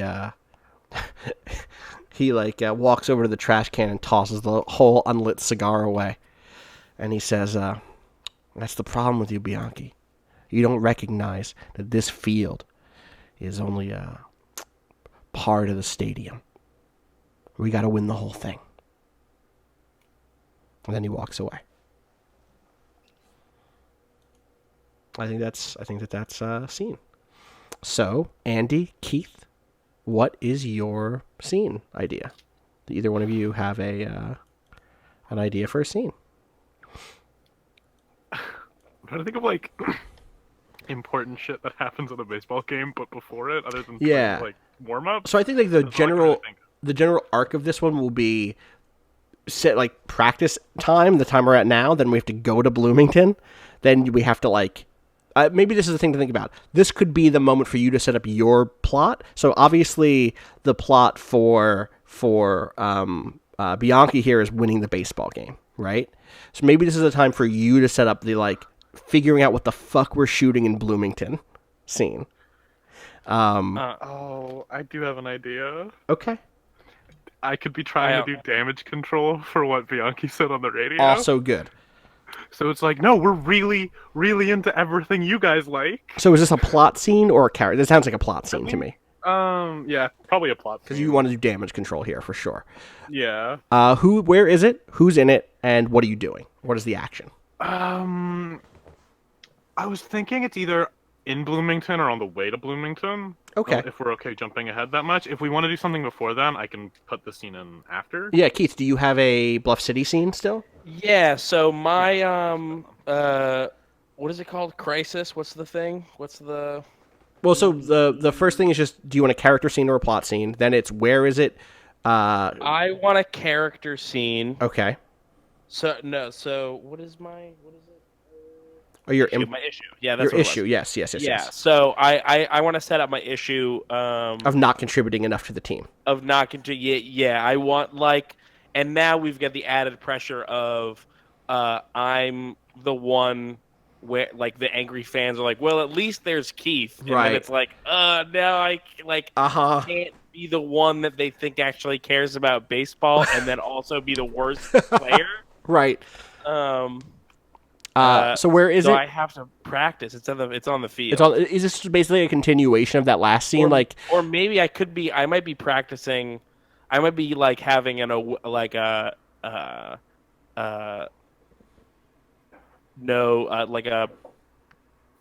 private practice, you can't. Maybe I'm out somewhere away from where people will see me practicing. Where is that? What is the place that you could be to do that? Maybe I'm I'm. I have a really good idea, but you tell me what yours is first. Okay, Maybe it's the same one. I was gonna be hitting balls against the side of what is a Chez's? Shay Chez. Shay Chez. I'm hitting balls against the side. Okay, of that's Shay pretty Chez. good. That's pretty good. What was yours?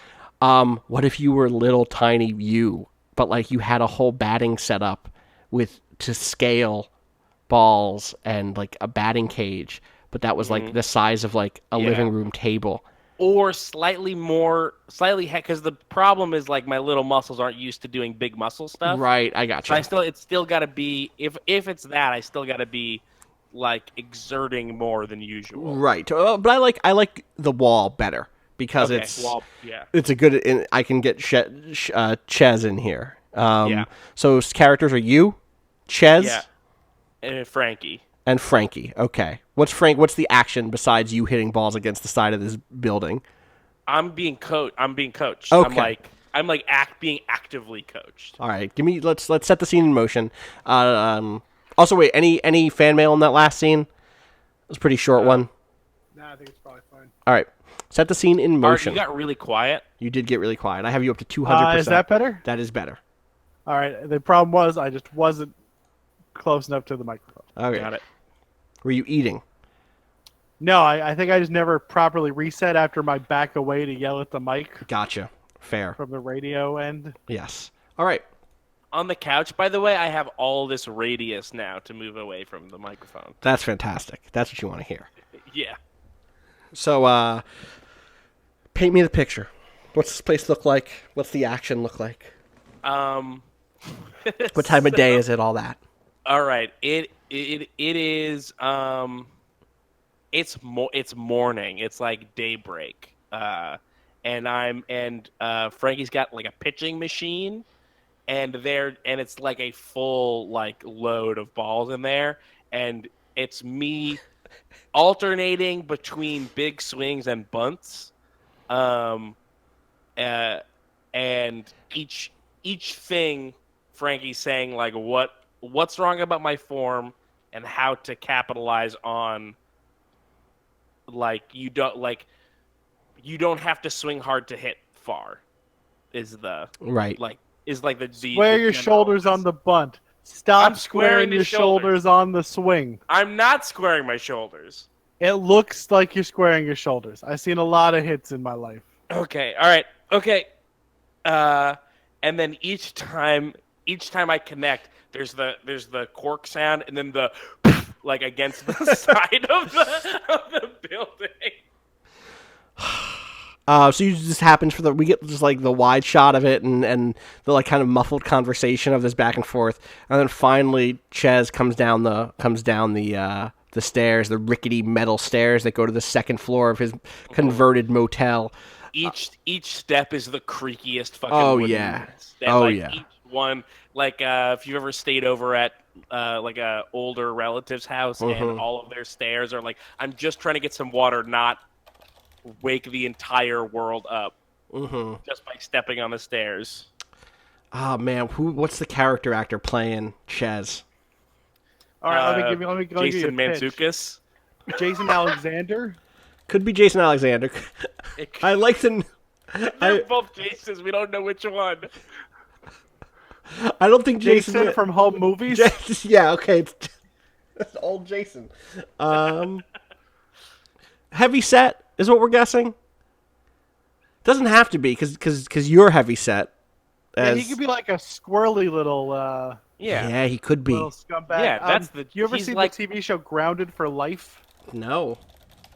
Oh well, the uncle on yeah. that show. He's Oh, got yeah, a good that's leg. exactly what I was thinking of when I said Jason Mantzoukas. Was the not? I mean, I wasn't confusing the two, but the same vibe. What's the character's name? I don't know. I think it's Jason.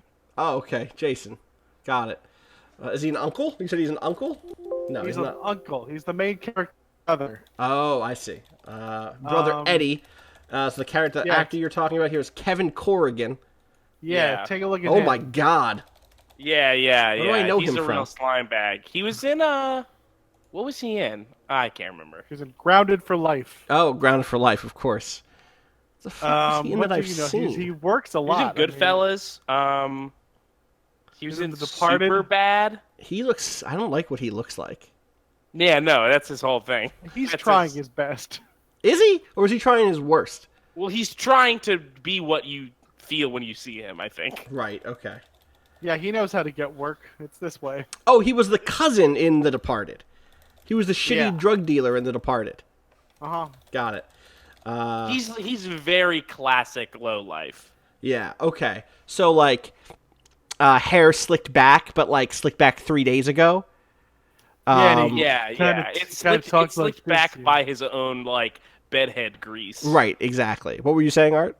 He talks like this a little bit. You know, He's got a little bit he's of. like a I was gonna say like a scumbag Woody Allen. That's Like a- Woody Allen. That's Or Woody like Allen. like Woody Allen down an octave. I guess is what I really meant. Okay. Down an octave. Okay. He's down here.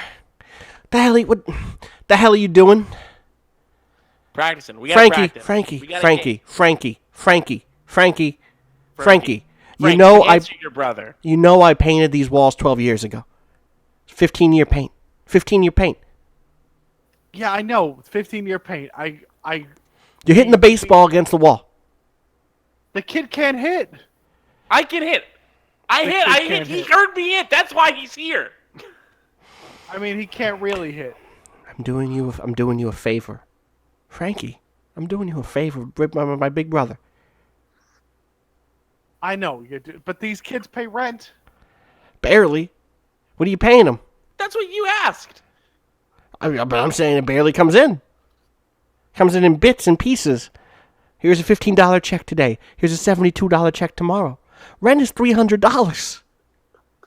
Are you getting $300 over the course of a month? Over the course. But I can't take a $15 check to the old, to the menagerie and turn it into chips. You know they got a $25 minimum. Don't cash your checks to the casino. Cash your checks to the bank. Take the money to the casino. Cash your checks to the post office. That's a waste of time. I'm going to the casino. The post office is next to the casino. Time is money. You're not a good gambler. I'm a great gambler. How do you think I bought listen. this place? Chet, This place listen. is a dump. This is some family shit. Listen, Ches, we're gonna be big. We're gonna be big. We're gonna be big names in your really nice place. It's gonna bring in business. Listen here, Casey. I think I need to take your security deposit. Now, I know that's supposed to be about what's happening inside. Inside, he's doing like a hand motion that's like a curved hand motion, like he's like turning a bowling ball in his hand. Inside the apartment, but 15-year paint job. I'm not made of money. Well, first of all, 15-year paint job. That means that there's a warranty for 3 more years. Not once they Free see the stitch marks. They don't know that. They're going gonna see that, and they're gonna know that's a baseball. Okay. How about this? You can take our. We'll make a bet. I win. You double our security deposit. You win, you take it. What do you mean I double your security deposit? You give us back that money. You get right now. And then we get it back again once we leave. We get twice the security deposit. But if you... Okay, but... No, actually, give me... This is the crisis. If he takes the deal, I think this is your crisis. Will he take that deal, or does he demand that security deposit from you now? So, card time. My hope, if I win, is that he goes like, oh, it's a game. Like, oh, I want to do I want to do a gamble. Yeah, totally. That's the crisis for you, for sure. Do you think you have a crisis here, Frankie? I don't. I think that's just brothers Yeah, okay. arguing. I'm again going to spend one card or one budget on this to give me 2 cards total. Keith, what are you going to spend? You start with 2. I don't know if I can spend anything, actually. Yeah.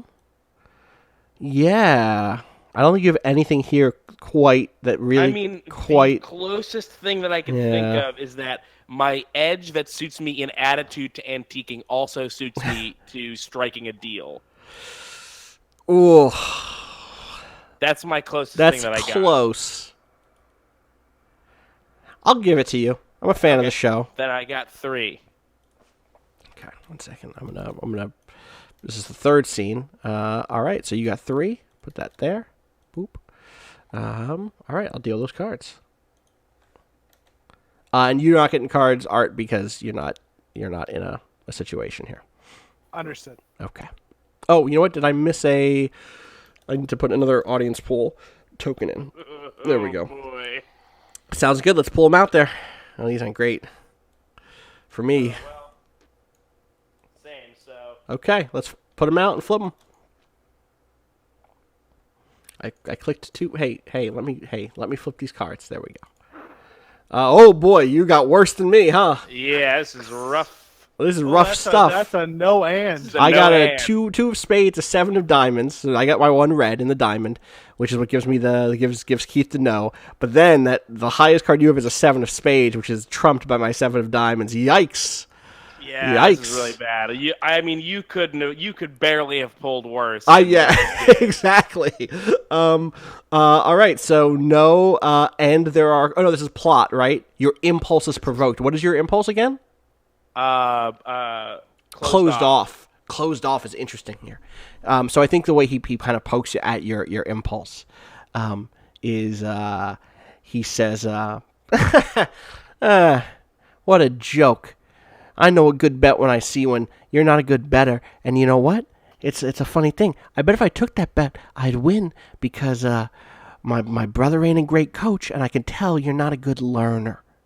You don't know how to take advice from anybody. What's Keith do? Is there something? What are my options mechanically right now? You play closed off. Okay. Your impulse fires, right? So like. Yeah. Okay. I have when you're playing baseball and you self pitch when you self pitch. No, I don't. Do that. Wait, what's self pitching? You throw the ball in the air. Oh yeah. I do that and I try to hit Eddie with a ball. Wait, who's Eddie? Eddie's the actor that plays in Grounded for Life. That's playing chess. Oh my god. Okay, great. Well, you so embodied the character. Right, totally. And I think you miss, right? Because the whole thing is the thing you wanted was to get better. Yeah. But it goes over his head, and it smashes into, like, a lamp or something. And he's like, that's it, I'm taking your security deposit. And he stomps away. Any final thoughts? I'm an average coach. You're an above average coach. Aw. Don't flatter me up, kid. Any fan mail from that scene? As a reminder, I can't give. Keith a fan mail. Okay. Oh, sorry. Art, what, did you give Keith some? Because I was going to give Keith some. Yeah, you both can give me. You can both give some. Yeah. Totally. Yeah, why not? Yeah, totally. I can't give fan mail. into baseball. I am not, to be clear, I'm not holding off on fan mail. Fan mail is a friends, is a party thing, not a thing that I can deal with. So It's a friends thing. Austin's not our friend anymore. Yeah, that's what I'm Austin's saying. our I'm the GM. We're not Yeah. friends. GM, I'm trying to friends win. Friends at the table. We're at the table. Austin's at a different table shouting over Exactly. to us. All right. You want to take a? Let's do Andy's scene, and then we'll take a 5-minute break. Great. Okay. So talk to me about your scene. Are you on your way to Bloomington, or are you? I think the way I like this is they're either in like their crappy bus or a crappy van Yeah, agreed. going to Bloomington, and Has to be a bus. There's a whole baseball team, Yeah, right? baseball team is 25 people. Well, I wasn't sure if they drive themselves or not. I don't know how minor this minor league That's is. pretty true. It's actually super fucked up. Minor league players often have to pay for their own travel. Is this true? Yeah, it's a whole thing. So there isn't a bus then. It does sound like maybe the aliens and the coach have a van. I like that a lot. Actually, Maybe the PBS people provide a bus. Yeah. Okay. That's what it is. That's totally it. Then it just has What your. kind of bus is it? Like a Greyhound, or is it like an overnight bus? It's a or is it converted school bus. It's a converted, or Yeah, it's a jitney. It's a jitney. We've already established the jitneys in this setting. The kind of like shorter buses that do like transit. They're meant to just do transit inside I of don't like a want to city. be on a jitney with 25 people. 25-person jitney, completely stuffed, and on the outside are like it is like the mascot. What does the Black Jackets mascot look like? I think that the Black Jackets mascot is like it's a human man, which is weird. So it's like a mascot suit of a human man, yeah. dressed like. I think that in the when they were making the costume, they assumed Black Jackets was an older timeier thing. Right. So it's kind of got like a cowboy look going on with like a big fake mustache and a big cowboy hat. Good. But is wearing like the team uniform. Oh my god. Okay, great. So there's a picture of you. There's a picture of Jack T. Hall, aka Jack to Hell. There's a picture of Coach Frankie, and there's a picture of everyone's favorite Keith Carberry. Like caricature sketched alongside or on the kind of the bottom side of one of the sides of the jitney, and then above those, like lined up perfectly, are each of you making whatever the opposite face is, or maybe not the opposite, but like the caricature sketches of you all are like grinning from ear to ear, and it's like you can always bet on blackjack. The blackjacks on the bottom, but then it like pans up from that to reveal your faces. Can I suggest something Please, where it, like it's your scene. It pans up to show like that they've all got different faces, and then it just ends on a close up of the mascot face, which is identical. Right, because it's just a mascot face. Yeah. All right, so is this a character scene or a plot scene? I'm not entirely sure. Can I like? Yeah, we'll talk So through my it. idea is that Llewellyn has it in their head that they need to do really heavy damage control after the radio Right. interview. So I think that could lean more character. Mhm. What is Do you want me to just start and so we can tell which it characters, feels location, or we know the location is inside the jitney. Yeah. Characters are just you and the whole team, presumably. Pretty much, yeah. And so, what is the action? What's happening in this moment? How are you trying to recover the credibility of the team or whatever? So I want to give a bit of a pep talk to the team, and also I've done some research. Okay. So yeah. What is the thing you? This is about. Is this about you dealing with your impulse and your issue, or is this about getting something you want? I definitely think that impulse has led into this. Okay. So So we could have it be that, yeah. right. So the issue here is that, and the impulse is that you're high strung. The issue is that you want to make sure the show is good, right? So I like that. That makes sense to me. You're worried about whether or not your impulse will fire off here. All right. So what do you do and say who's here? The both Yeah. Keith and Frankie and Frankie? Keith are here. Jack and is here. Jack is probably here too. the owner is not. Is the coach's kid here? Is the coach coming on this road trip? Art, did you bring your kid on the road trip? No, right? That sounds like a bad idea. I don't know. That could be fun though. Get in this 25-person jitney and drive to Bloomington? I mean, this You is know what, I kinda exactly want the why kid your to be kid needs there. a mentor. Like, yes, trips isn't fun for kids. Yeah. Kids hate What trips. kind of kid wants to hang out with a bunch of baseball players on a road trip? Keith, did you bring the kid separately? Did I smuggle the kid in? That's what I'm asking. Yeah, that'll be fun. Or not yeah. even smuggle, but the kid was like, "I wish I could go," and you're just like, "Yeah, Yeah, you can you go. can go. Come on, sit with me." No one ever said you couldn't go. Right. Okay.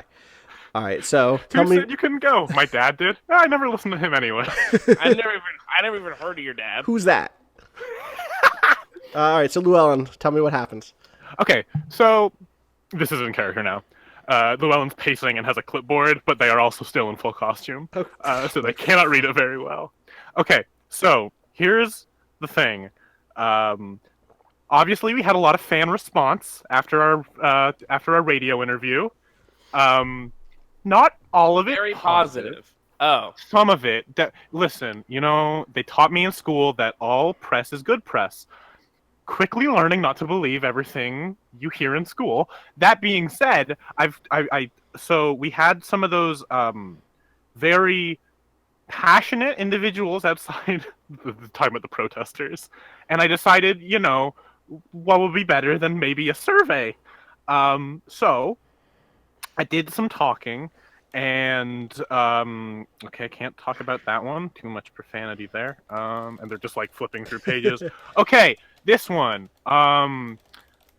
They didn't like that you didn't say good things about America on the radio.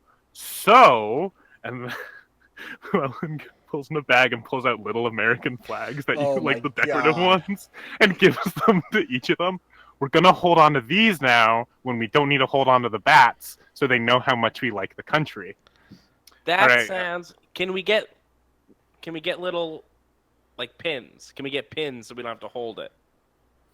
You That's what can't, they do on the uniform TV code. when they're That's a good idea. Hold on. I'm telling you, the How do you spell uniform that? code. Pins? pins. PINS. Where'd you go to school? Thank you. Says, S is the one that's like a 5. says Jackie Johansson, who is the star player, the star human player, the old star human player, who is not as good as Jack is, and is like hates all you basically. Doesn't hate all of you, but does not like that you've all just come onto this team like this out of nowhere. And started our own show. Yeah, that kind of Jackie not a is. part of. Also, it's Jackie, and Jack is the thing. No, what did I say? Did I say Jackie? Jackie Johansson? said Jackie. Yep, Jackie Yeah. Johansson. Yeah, I'm gonna yeah. commit to it. So Jackie Johansson is like, where'd you go to school anyway? Llewellyn gives a very enthusiastic point and just says, "Out of town." And then I think the other players start asking questions. Man, I wasn't on that radio show. Why do I gotta wear a flag? Well, it's a uniform. It's a team uniform. we have to be united. And then Llewellyn puts both their hands together to show united. It's very like giving a talk to like people who you're in middle management and you're talking to people who don't want to talk to you. So you're doing all the hand motions. Do you have an assistant coach, Frankie? I'm sure we probably got like probably got like a pitching coach and a Right. hitting coach and a One The of kid is the assistant coach. strength coach. the little kid. Actually, Yeah. I like the little kid being the one who says this. Excuse me, Mr. Mascot. What's the kid's name? Excuse me. Yeah, what's the kid's name, Frankie? We just call the kid Kid. Also, sorry, is Llewellyn, It's he, Keith. him? I've Keith been Bassett. Or you- Llewellyn or they Llewellyn them? is like non-gendered. Okay, because they're a but golf person? Their mascot is a man, Okay. so I don't think that's like Okay. the worst if they're occasionally referred to Ah. as that, just because people have that. No. They think they're referring to the mascot character, not to. Okay. Llewellyn. I think this kid knows that you're a person, though, so I'll say, Yeah. I'll just have them say, I'll have the kid say, we should get a name. Okay, here we go. Kid. Nope. Jackie is also the name of the of the mascot. Jackie, and then like Jack and also Jackie Johansson turn, and then the kid's like, no, the mascot. Wearing flags is prohibited against the rules of uniform dress. I have them right here, and like holds up the thing. Kid. Don't be Okay. a nerd. Two things. First of all, people love children. Great idea, Keith. Thank you. Second, I didn't know that. There are rules? And then Llewellyn sort of walks over and is like, Do you have the I have a rules?" book. I have a book. I like studying. My dad doesn't like it Listen. when I study, but I know how we can get some good press. Studying's for nerds. I figured it out. What's the kid's name again? Sal. Sal. Sal figured it. Okay, Sal figured it out. All right. Sal just, I Little think, kid got named us some good Sal. press.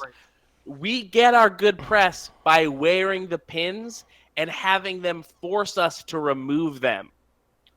oh my I think this is a crisis because the crisis is are people willing to wear the pins.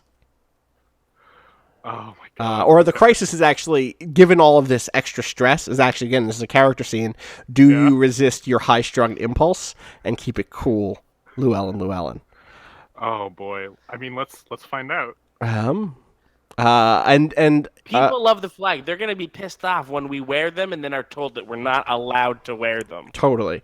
I kind of want this to also, I think this is another big scene. I think this is like all of you should be involved here because if all of you get behind it, it makes sense that things can follow through, But like, you can't be unsupportive about this, Frankie. And Keith, you need to support it loudly. You can't be closed off, Mm-hmm. So I'm going to deal myself cards. I'm going to take, on top of my normal one, I'm going to take 2 again. So give myself 3 cards total. Let me drop my budget to 14. Blowing through this budget. All right, I would like to use my second call on veteran ball player as I'm a clubhouse leader. Good call. I like it. And I'll use my fan mail because this feels important. Good call. So that is 4 cards total, right? Yes. Okay. Anybody else? Yeah, I'm going to use my connection to the coach's kid Good call. as 1, and then I'm going to use my other 2 fan mail, so 5. Okay. Can I do that? Can I do 2 fan mail? Yeah, you can use as much fan mail as you want. Wait. Oh yeah, Got it. totally. Yeah, so great. that's 5 total. Deal to Keith 5. I'm not fucking up on this one. How are you separating out which of the fan mail cards? So the last 2 that you pull out should be the whatever the last 2 you draw are should go all the way to the right. Does that make sense? So for me, it's the last one. Correct. And it should try to put it in the little gray fan mail card part. And so just keep those there for now. I'm going to keep these over here for now also. I think I'm fuck, gonna use... wait. This is mine. I have to pull that up. Wait, is that Oh, that's mine? mine. Oh, that's yours. Okay, sorry. I thought I was drawing my card. It didn't work. All right. Oh, There. I put mine too far up again. Oops. All right. So you should have 2 in your fan mail slot. Wait, where did Andy's cards go? Those were... I don't mine. have my cards yet. Oh, how many are you getting? Sorry. So I'm gonna take my... obviously my standard 2. I think I'm gonna use my connection with Jack to... Oh, have him interesting. be supportive of this. 'Cause, Cool. like, we're buddies. Yeah. And I might...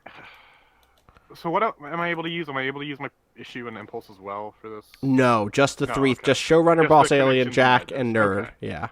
Okay, cool. Then I'll just use that connection. Okay, so you'll get another bonus 1, right? Yeah. So 3 cards to Andy. Sorry about that. There you go. Yeah, no problem. All right. Let me just get these going. This is very clumsy sometimes. It's super clumsy. This is not the best way to play this for sure. Okay, ready to flip? Yeah. Flipping. I got 1 red, but I have the ace of clubs, which is the highest possible card. Oh, but look at these reds popping. Yeah, I got 3 reds and an ace of spades. All right. I'm having a bad episode. It ain't great right now. All right, so important things. Keith, your red fan mail becomes a budget for me, so I get another budget point. Everything else is just going to get discarded like normal, including these I believe tokens. I'm a yes but, right?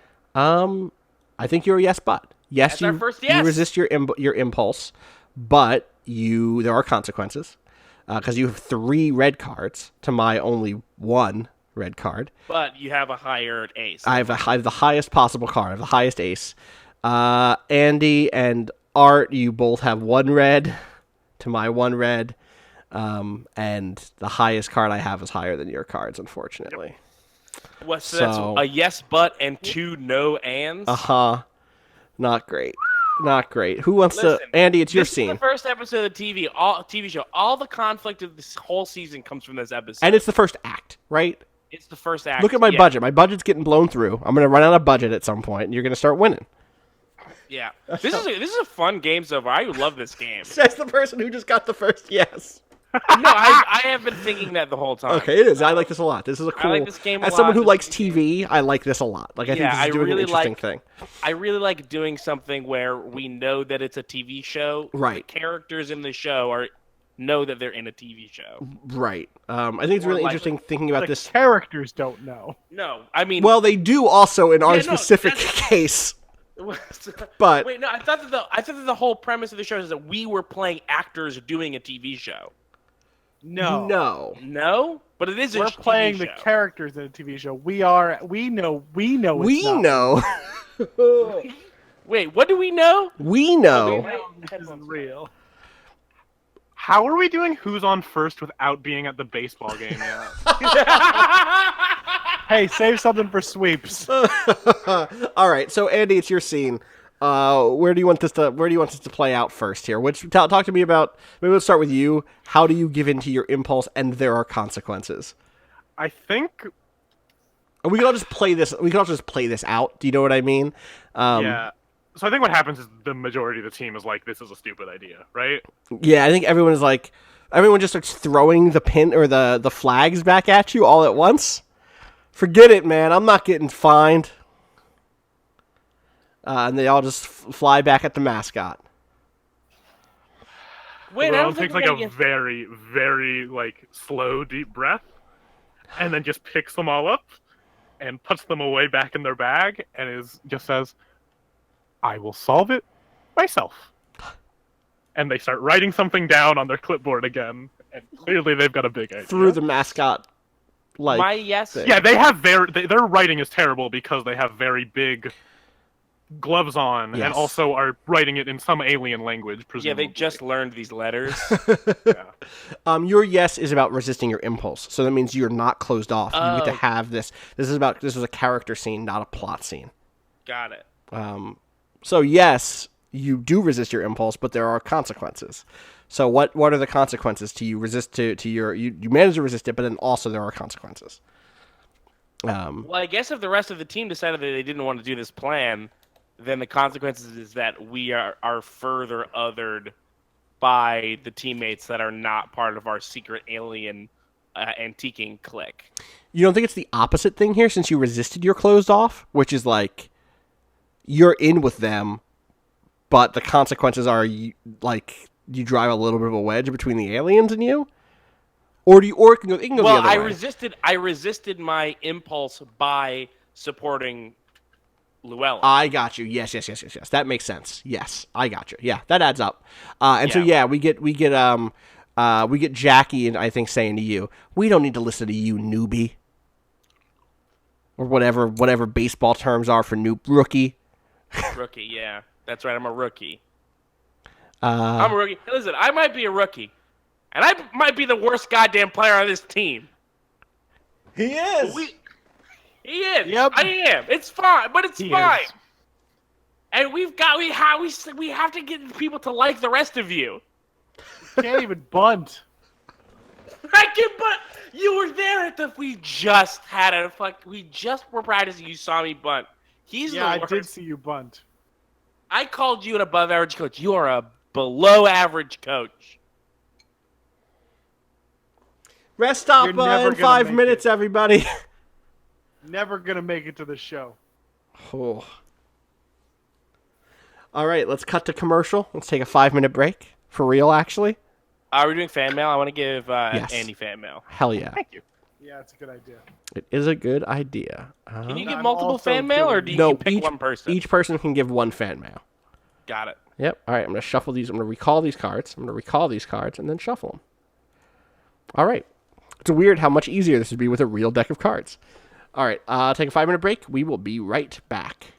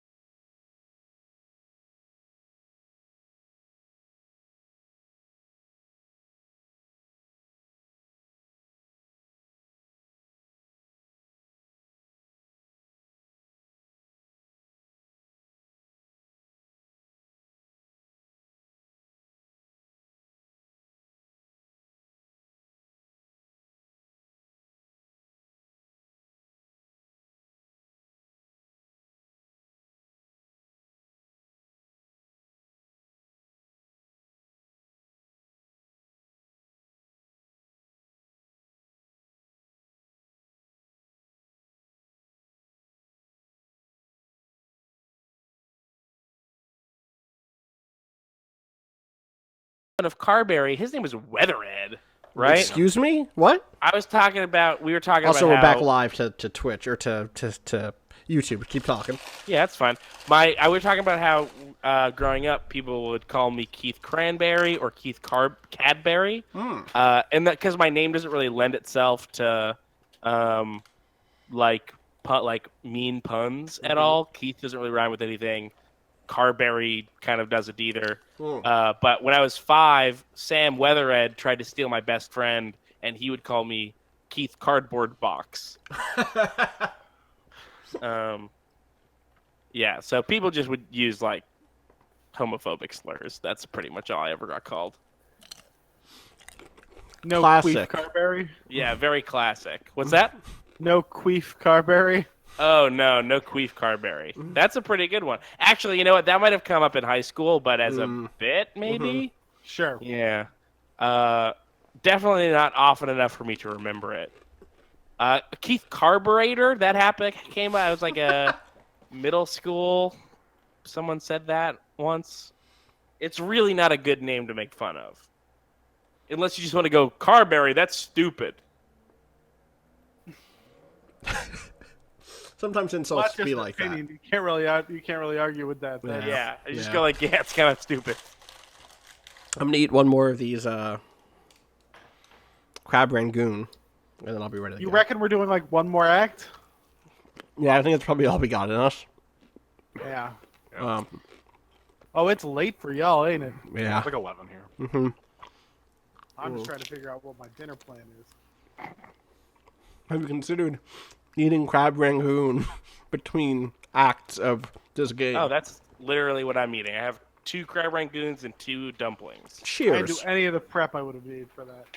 I got. By the way, if you're in Rhode Island, try Jan's Cuisine. It's a step above your standard. It's like half a step better than regular Chinese takeout.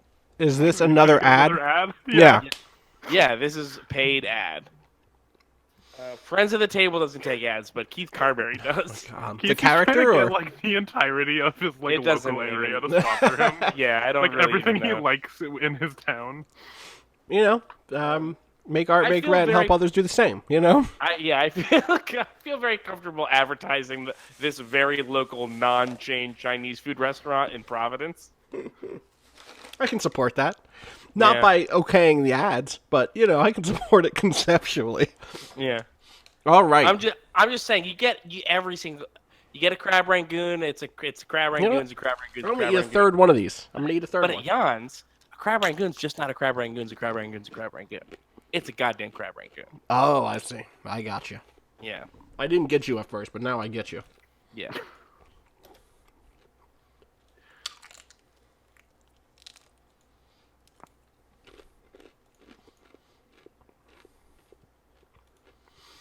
Yo, this tea's good. What type of tea do you got? I have got. Oh boy. I can't remember what it is called, but it is a lightly roasted oolong tea. And it's like really, it's got like a tart. It's like not. It's not like bitter, like like if you have like an overbrewed green tea or whatever. But it's got like a sort of puckery tartness. I see. Very nice. Yeah. Okay. We are back. As long as everyone else is good. Everyone's good? Yep. Okay. So we're going into Act 2, the second act of this game. The first act, again, was, largely about kind of setting up what the main crisis is, the main conflict for this scene or for this episode. The second scene or the second act, not the second scene, the second act is about complicating that by introducing some new issues. So I'll read the section here just so that we can kind of dig Everyone into it. hates us. We're not good at baseball. We're going up against a tougher team. Yep. Let's find a way to throw a wrench in that. So, like, yeah, I should be clear. Actually, I probably should have read Act 1 out loud first. I'll just do that now. Act 1 is introduce the problem. Even the most amazing heroes have ordinary days, but that's not why we watch TV. We tune in to watch the good stuff, and good for us usually means bad for them. We don't want to watch Sarah Connor on the Terminator, the Sarah Connor. We don't want to watch Sarah Connor on Terminator, the Sarah Connor Chronicles buying stamps. I'm going to amend that. We don't want to watch Sarah Connor on Terminator, the Sarah Connor Chronicles. We want to watch, just period, the end. I don't want to watch that show. That show was bad. We want to watch her making hard choices as she fights to save her son. We don't want to watch Mary on Rain, sitting quietly with her friends doing some needlepoint. We want to You're watch... telling me Jack Bauer doesn't eat or go to the bathroom that whole 24 time. hours? That whole time he doesn't do it. The whole time he doesn't eat or go to the bathroom? We want to watch her struggling to protect the interests of her kingdom. When we watch TV, we want to watch the characters face problems. Your episode needs problems.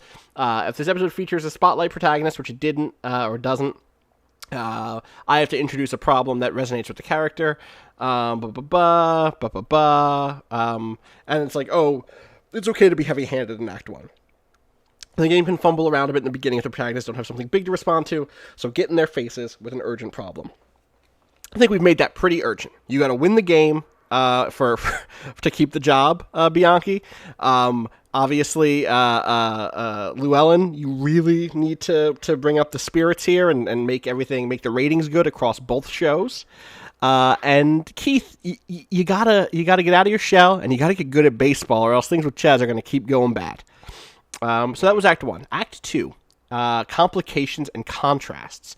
If resolving the problem were easy, it would make for a really boring and short episode. So even if it seems to be easy at first, it never is. Act 2 is all about what stands in the way of the protagonists achieving their goals. There are bad guys with big knives, or there's an exam that keeps the character from skipping class, or someone's friend or loved one is being uncooperative or inconsiderate. No scene should be without its roadblocks. Act 2 ends on the halfway point, and it usually culminates in a big reveal or shocking twist. So who has the first? I should read the rest of this thing really quick. At least one player should consider taking the opportunity for character development in the second act. These subplots called B story, C story, etc. in screenwriting should develop, and protagonists and supporting roles should be doing things that put attention on the spotlight protagonist. We don't really have a spotlight because it's the pilot, but you can still kind of think about these as like, okay, how am I developing my B and C story? I think those are pretty well established at this point. I kind of feel like the A story here is the game with like who wins the game, because that affects both Keith and Frankie, with the B plot being what are you going to do for the TV show. But I think obviously there's overlap in terms of what characters are in which parts of that. So who has the first Act 2 scene? We come back from commercial break. What do we see? What's happening? I don't have an idea yet, straight up. So, okay. Have we gotten to Bloomington yet? Are we on the road, or have we arrived? Think about the TV show of it. Like, what's the first thing we see? Do we see y'all checking into a different motel, like the same type of motel as the one you live in at home, but like run by like an off-brand Chez? I mean, is it like the shot is the shot back from commercials definitely like driving past the "Welcome to Bloomington" sign, and then we probably cut to yeah. What do we cut to? You take the lead. There's definitely two different shots of the bus driving down just like a road, right, and pulling into a shitty motel. Mm-hmm. And it's definitely the same motel because it's the pilot and we're not building another set. Right, it just shot from a different angle or whatever. Yeah, it's shot from a different angle. It has like a different sign. Like signs are cheap. Right, they've layered over the sounds of like ravens or something cawing, or like pigeons instead of seagulls. Basically, it's like pigeons cooing instead of seagulls cawing, but it's very much still that same shot or that same building and set. 25 aliens in the outfield facts you didn't know. Did you know that the reason why you only see the east wall of Che's Manor and the west wall of this other motel is because it's the same building with two different signs on it? Oh, wow. Yeah. Weird. I didn't know that. No. So any ideas here? Maybe here's a different thing. Do we want to advance someone's character? Do we want to like dig into more character stuff, or is there a plot thing that you want to address right away? I think, do we want to save the TV show stuff, the antiquing part, I feel like that's been underaddressed. I feel do like this agree is that's been maybe the time underaddressed. Yeah. I was thinking maybe we were like by default just gonna do that last, but I think that I want to. No, I think we need to start setting that up. Yeah. So yeah, maybe it's a sequence of either Andy or Keith, one of you, doing the like preliminary. What the fuck do we do in Bloomington? Like setup. Trying to find something to shoot that's like, here's an interesting thing in Bloomington. Here's either one of you want to do that for your scene? I think I would like to do it for my scene. Okay, so let's start there. We get you both maybe stepping out of the motel, and then we can go anywhere else. But I just want the shot of the two of you coming out of the motel with your gear, basically. So Keith, where is it? What are you doing? And who is there? So I think what it is.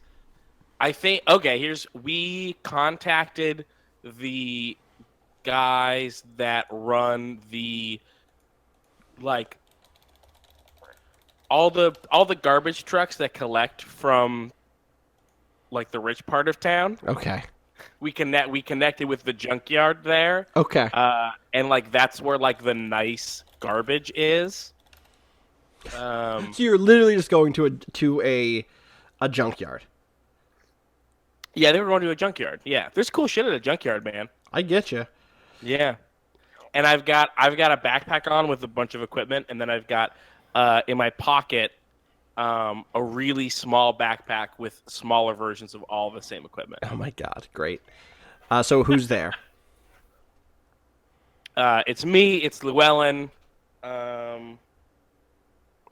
It can just be, and then people at the salvage place or the junkyard or whatever. People at the salvage place. Yeah, I mean, I don't know. Yeah, I think Jack is there. Jack moves like. Yeah. Like, there may be some cool shit under this big thing. Right.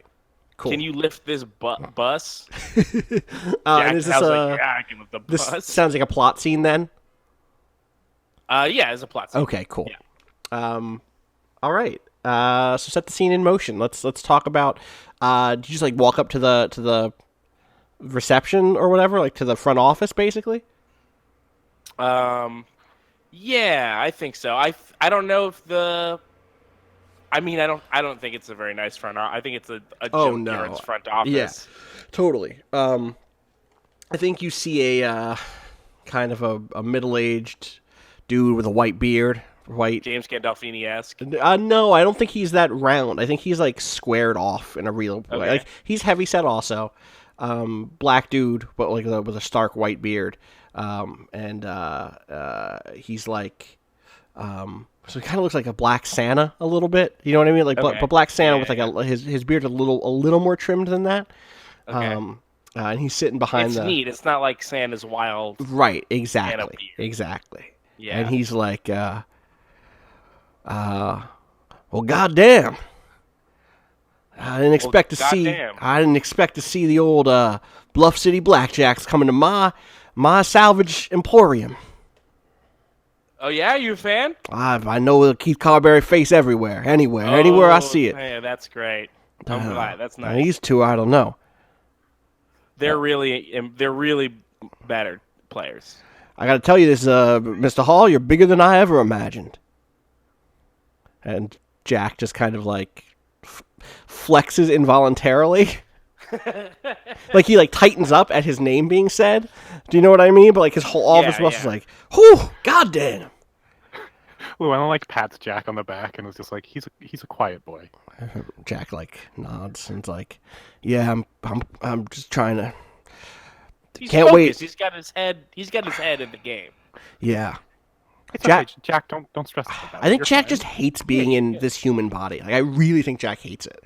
But it's determined. Jack is like, I'm so small in this human body. Yeah, totally. Sorry, like feels constrained. Totally. Yeah. I feel huge. Right. Yeah, it's like the opposite thing, right? I am stuck in a mascot costume. Wait, are you in the mascot costume currently? I mean, I think we talked about because I got wings. You do have wings. Totally. Are you just wearing the bottom part of the mascot body? What's your head like? It's a moth head. Okay, so you're Mothman. Almighty.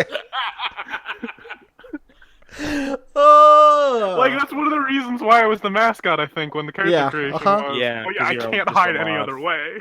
Yeah. Whoops, didn't mean that. Okay.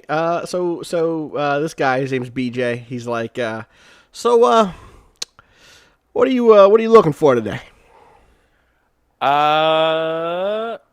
Any we're looking for anything that deserves a second look. We got it Does that all make here. sense? Let me tell you what we got. We got antennas. We got old tube TVs. We got metals, both ferrous and non-ferrous. We got ferrous wheels. You have Ferris wheels? The little ones. Little one. How little? Oh, they're teeny. I don't even know if you can find them out there. Oh, we can find them. Oh, well. Thing is, we don't have our open door hours are limited today, so you only have a little bit of time out there. And, That's fine. We're quick. How do you just so that we know? How do you have it laid? Do you have it like garbage, Yep. good stuff, or do you have it like broken stuff, working stuff, or do you have That's it like right. just everything's all together? Oh, it's broken stuff, working stuff. And the first one you said too. And okay, so it's garbage, Yep. and then cool stuff, and No, then I didn't say anything about cool stuff. okay, garbage, and then interesting stuff, and then Yep. Also, broken stuff, working stuff, and then also on top of that, we got the color coding system. This is great. We got the This reds. is the best junkyard I ever been to. We got the blues. We got the oranges. Oh, we all. Tell me about it, son. So we got a color coded out there: red, blue, orange, crimson, violet. Now, the color does that correspond to the color of the item, or does that mean something else? Is two things. First and foremost, most importantly, it talks about the year it's from. Second, it has to do with the quality and color of the item. Wait, so all of the items of the same color are from the same year? That's why we have red and crimson. You got to subdivide. That's wild. That is so weird that you have that. You know, it's a family business, and we've been doing things a certain way. Everything that's red. What year is all the red stuff from? 1973. What do you do with something that's red that's from a different year? There are other junkyards here in Bloomington if that's what you're looking for. I guess, but this one's top rated. So I read my Yelp reviews. I take them very serious. So if someone throws out something that's red, you have to throw it out again somewhere else? Throw out is such a harsh word. We find a new home for it. you rehome. That's what we say. We say, you're a regular old man. That's what you are. Regular old man. Yes, we are all incredibly regular. We're also super old. I can tell you got the old blood in you. Young souls, old blood. That's what I always say. It's the family motto. The BJ family motto. So, Is your last name BJ? that's right. That's why it says outside, it says BJ Salvage. BJ just sounds like such a, and I don't know a ton about names. It just sounds like such a first name. Well, it's been that too. Time and again. Time and again, BJ's been a first name. All right, let's get in there, I guess. And he walks you over and he unlocks the junkyard gate and it just slides all the way open. Real quick, Bianchi, Frankie, what are you doing during all of this? Because I like the notion of we haven't gotten to the crisis point here yet. Or maybe we're about to because we're going to get you guys digging through all this shit. But I'm curious, if the camera cut to a Frankie thing, what would be happening? Any ideas? Other than three of your key people not being around? I think Frankie's just not super, he hasn't super jumped into this show part. Right. So he's I don't know, he's looking at a pile Oh, no. I'm sorry. I meant elsewhere in Blue. I don't think you're here at all. In this scene, yeah. Is he at a bar? Is he scouting the other team? What's he doing? I'll tell you what hasn't come up yet. He's not with his kid. Yeah. Fuck. I mean, he could be. he could be. Like, your kid came along, but the first suggestion was just, go hang out at the bar. Ugh.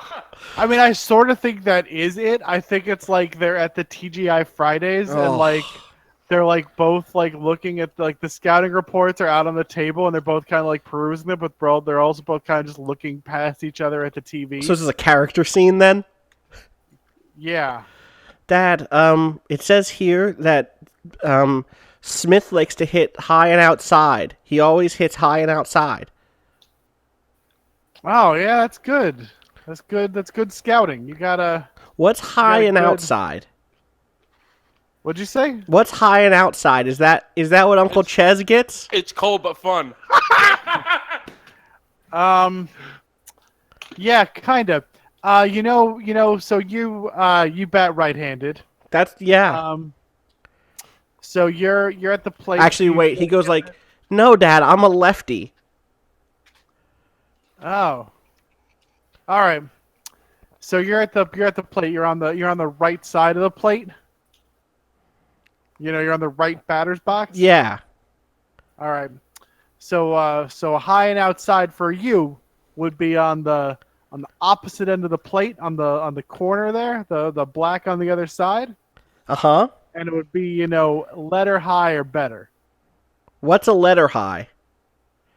Okay, so you're wearing a uniform, right? You never got me one. You said you were going to get me one, but you said they didn't come in kid sizes. Yeah, they don't. We it's a bad organization.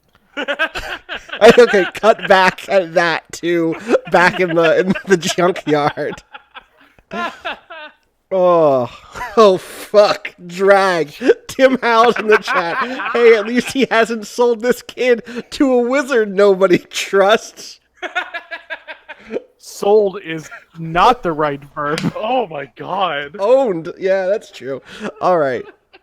And I think we disagree on how much we all trusted that wizard. That's true. We did. We did, yeah. How are things going in the junkyard? What do we look at? Hold on, I'm chewing a General's chicken. Okay. Oh. Okay, I'm back. Have you guys seen Charlotte's Web cartoon? What? Have you guys seen the Charlotte's Web cartoon? Yes. Do you remember the Templeton the Rat scene where he goes to get the food at the circus? No. It has been so long. I've seen this movie. Templeton the Rat is singing a song about how much he likes trash and how much he likes food, and he's diving and swimming like Scrooge McDuck through a pile of garbage. And is this what's happening with Keith That's Carter? what I'm doing. Oh my god. Okay. What color is the trash? And it's not, by the way, it's not like it's not trash. It's very interesting stuff. Right. So what color pile are you in? We start with blue. Blue is, I think, Yeah. What year is blue? if your trash is blue, it's 1982. Got it. Yeah. Okay.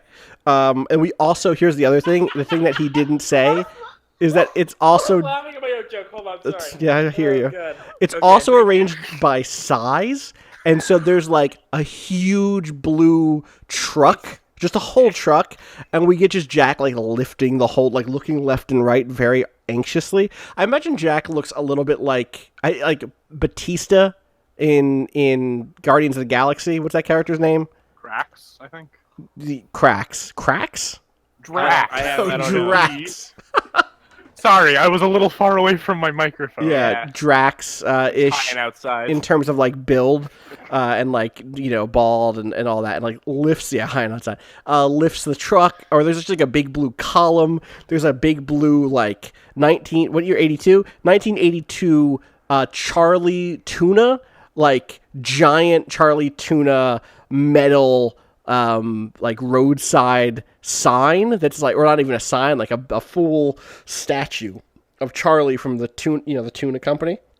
And he's like lifting it and like looking under. Nothing under here. What are you doing, Llewellyn? I kind of want to rummage around some of the smaller stuff. Okay. And like, Okay, I guess I'm gonna show my hand a little bit here. What is the Bloomington Blooms mascot? Oh, it's just a big person who looks like not a flower, like a bouquet of flowers. Okay, so they are looking for materials to make something that looks like that. Okay, good. I think it's crisis time. We have to figure out if you all find some things. So cards. What do I have left? I have 15. I'm going to spend 2 for myself, which raises me up to 3.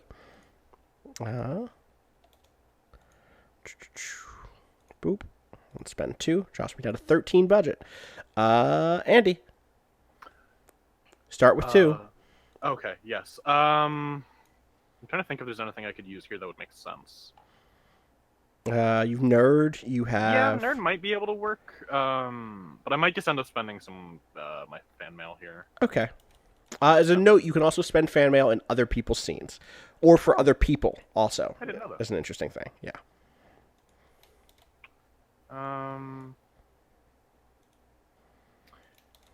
Okay, I'll just use 1 for myself for now. And Okay. then take my usual 2. I feel like this is particularly high stakes because it's like the baseball thing is the thing that's supposed to be hard for us, and like the antiquing thing is the thing that like we were sent because we know how to do it. Right. Are you using your other antiquing thing? Me, yeah. Okay. So you also are going to do 3? I'm gonna do 3. Yeah. So you I'm out both of get fan 3. We mail. all have 3. We're all getting 3. All right. Sounds like it's definitely even, and we're all. Definitely 2 not to going to 1, get screwed. Yeah, that should even it out, right? It should Use even my it out. fan It mail ha- card. Oh my fucking god! I'm so sorry. I'm so sorry. Wait, what happened? Just deal your goddamn. cards. Oh, okay. All right. Okay. Oh. Gonna have somehow have 3 red aces. Make I feel. Ready? I feel. Okay, Austin's tone makes him sound unbeatable here. It might unbeatable. Well, unbeatable is true, but we'll see. Ready? Flip. yeah. God damn it. Oh, I got a 7 of hearts red, Queen of hearts red, King of hearts red, King of Okay. hearts. Oh, not the high card. Keith. I got the high card. You got I've the high card with an ace. Oh, this is bad. This is bad. All right, so this is a plot scene, not a I'm a character no scene. but. You're a That's no right. but, and Andy is a no and. Yeah. Which means Llewellyn. How this has got to be? What is going on with these cards? This is luck. Luck goes like this sometimes. yeah, but luck. But that means that luck is going the exact opposite way for you. I'm having a good night. So no, Llewellyn, you don't get what you want, and your impulse of being high strung is provoked again. And Keith, you know you don't get what you want, but you do keep it together. You just kind of have a nice. You're able to remain unclosed off. And oh wait, also was that a fan mail? That last one was a fan mail, right? Andy? yes, like it's back yeah, in the yeah. budget. So that goes back to me. So that was a good turn Great. for me. Let me recall these cards. I go up to 14. Oh, hey. There we go. Boom. And you spent 1 of these tokens, right? I spent 1, yeah. Boom. And I spent 2, so there should be 2 more. Eventually, these odds are going to come. I mean, I know that's not how statistics works, but eventually these odds are going to come crashing down on Austin's head. Well, the thing that's That's going to not happen how is that works. it's not how it works, but the budget is going to run out, right? Yeah. So we'll see. Yeah. All right, so What we I need. just did happens a bunch more. That's true. So here, yeah, exactly. We need to know what happens here. So what's the camera show for Keith and for Llewellyn and for Jack? I think okay. So for Jack, I think Jack is tired. Yeah. Like there's nothing, but also Jack is Oh. like, I'm tired from. Right. It's just listing actually all of the worn out. stuff. Yeah, totally. What about for you, Keith? For me, I think I'm just like, you know what they say, first run's a dry run. That's what they say. We come from a whole other planet. You don't know what our sayings are. I'm from the same world. I'm talking to the audience. Oh, are you? Do you break fourth wall in this moment? Is this a confessional or is this a? No. I mean, I'm filming for the Alien TV show. Oh, right, you are. That's true. Yeah. But then that still wouldn't. No, that still wouldn't work. It still wouldn't work. I mean, I guess it would work as like the Alien TV show watchers know that we're also cutting a version of the episode for humans. So God. You know what it could be is in the Alien version, you're saying that's just some Earth slang, and then in the Earth version, it's I'm from another planet. You guys wouldn't know what we say. This is a bit that you're aliens on this show. hiding in plain sight. God. We're like, Keith Swan. He's he's like from another world. Ugh. Llewellyn, what's this look like for you? What's it look like when your impulses are provoked? So I think what it is because we've talked about how Llewellyn shoots a lot of this too. Yeah. It's like first person at first of Llewellyn just like filming Oh my God. digging through for antiquing, and then the camera just kind of like they just like I'm just gonna step away for a sec, and they set the camera down, and then you see just like the head of the mascot gets taken off and put like just out of frame of the camera, and then you just see like a Mothman fly over to like where the biggest amount of junk is, and they just start tearing through it trying to find anything, but they can't. Mm-hmm. And that's like the sort of high impulse thing, and then like God. I have a like maybe someone sees them could be the consequence here. Ooh, who sees them? I mean BJ maybe.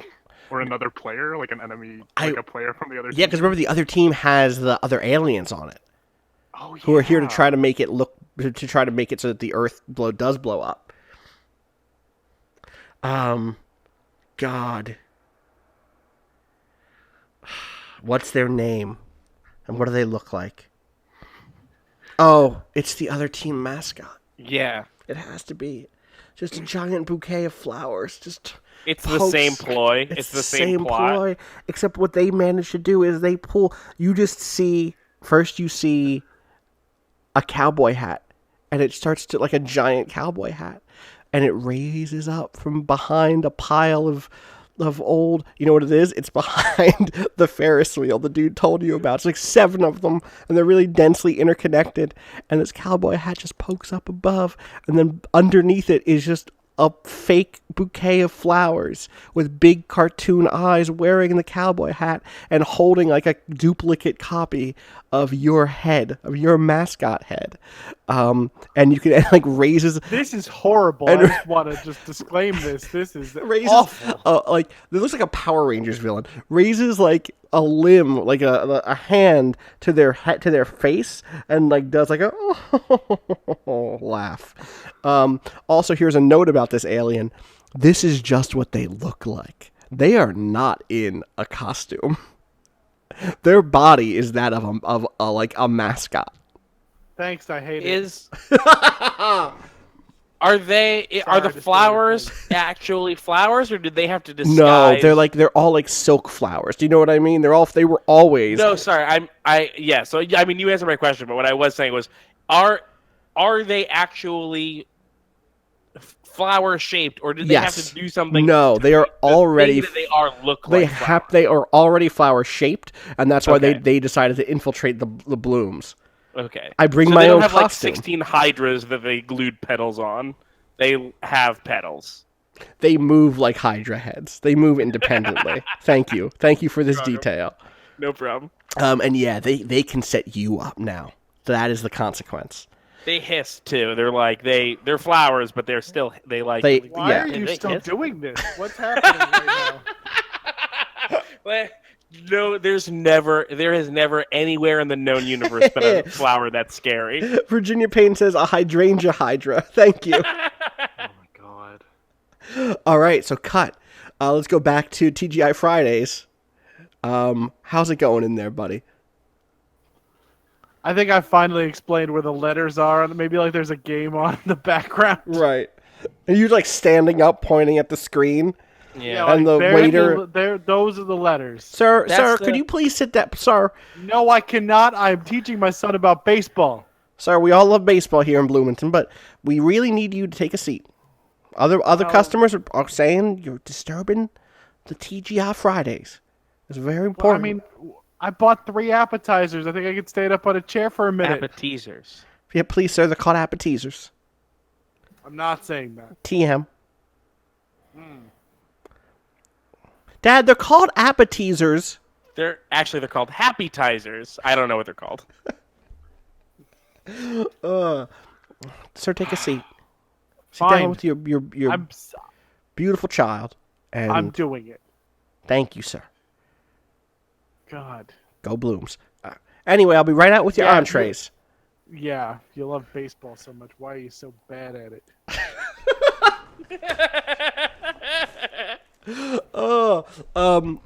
I think we decided this was a character scene more than a plot scene, right? Yeah. What is the? I think we're at the crisis point for sure. It's just like, can you have a decent meal with your child? I contend that I can, but I don't have anything to call on to help me for this. Someone else Hey, could listen, spend. maybe you'll get lucky. You could spend fan mail. Oh, also, yeah, any fan mail for that last scene. Oh, I thought Yeah, they I'll- were both really good. Do you want to Wait, give one? if I give one to Llewellyn, can I also give one to Frankie? Is that two separate? No, these are scenes, two or separate what separate is- scenes. The Frankie scene is ongoing now. You This- could give yeah, him this scene the. hasn't ended yet. Yeah, we just kind Okay, of yeah. cut to this scene in the middle. So yes, you're gonna give Oh, one okay. to Llewellyn. Yeah. All right, cool. I'll give one to Keith Carberry. Okay. And what were you saying, Andy? I was also going to give one to Keith. All right, cool. But- So the thing you're right. You currently can you don't have anything to call on, Art. Right? No. But- yeah. There's no like connection or anything that applies to any character in the scene here. No. Your Pauly Patio or your Ches or your veteran ball player thing. Yeah, if only it was someone other than Oh. your son that you were with. Well, I mean, veteran ball player is tapped out. I think I could have made Yeah, a case probably. for that because I was explaining baseball, but Probably.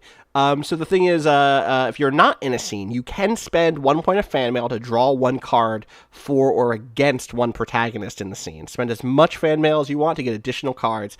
Any cards bought with fan mail that count as points, that is, those who come up hearts or diamonds, earn the producer a point of budget. So it's the same thing as spending fan mail in regular time. So if either of you want to give poor Frankie a fan mail, now is the time to No. tell me. Jesus Christ. man, y'all a bunch of dicks. This is your fault that you can't talk to your son. Oh wait, we can give people fan mail from our. Yes. thing. Yeah, I'll give yeah. both. Including you could give. I mean, you could give one to. I mean, I don't know who you'd give it to, other than. There's not really. So Like you're an trying to get me to antagonist give you in the one when scene. you're not in the scene. No, because you, Austin, you said like if there was like an antagonist in the scene. You could just give me one. You could just give me Oh, one. you could, yeah, okay, yeah, you could give Austin one. If you think it's more interesting that he lose here, you could totally do that. I do, but I feel like I'm gonna need this fan. I mail, spent so. 2 budget on this, so I have 3 cards. Art by default has 2. I'll give Art one so it's even. Okay. Thank you for being decent. As always, Art, make First sure time anyone's ever said that about me. Yeah. to slide the third one over to the right. That's just the one that's the furthest right on my. Yes, your current furthest right one. There's honor system here. I could check, but I'd rather be honor system. Okay. This is gonna be bad. Ready? My policy is to not give dads breaks, so That is true. Fuckdads.com Wrong. is definitely a... Yeah. dads.com Ready? represent it. Yeah. Flip them.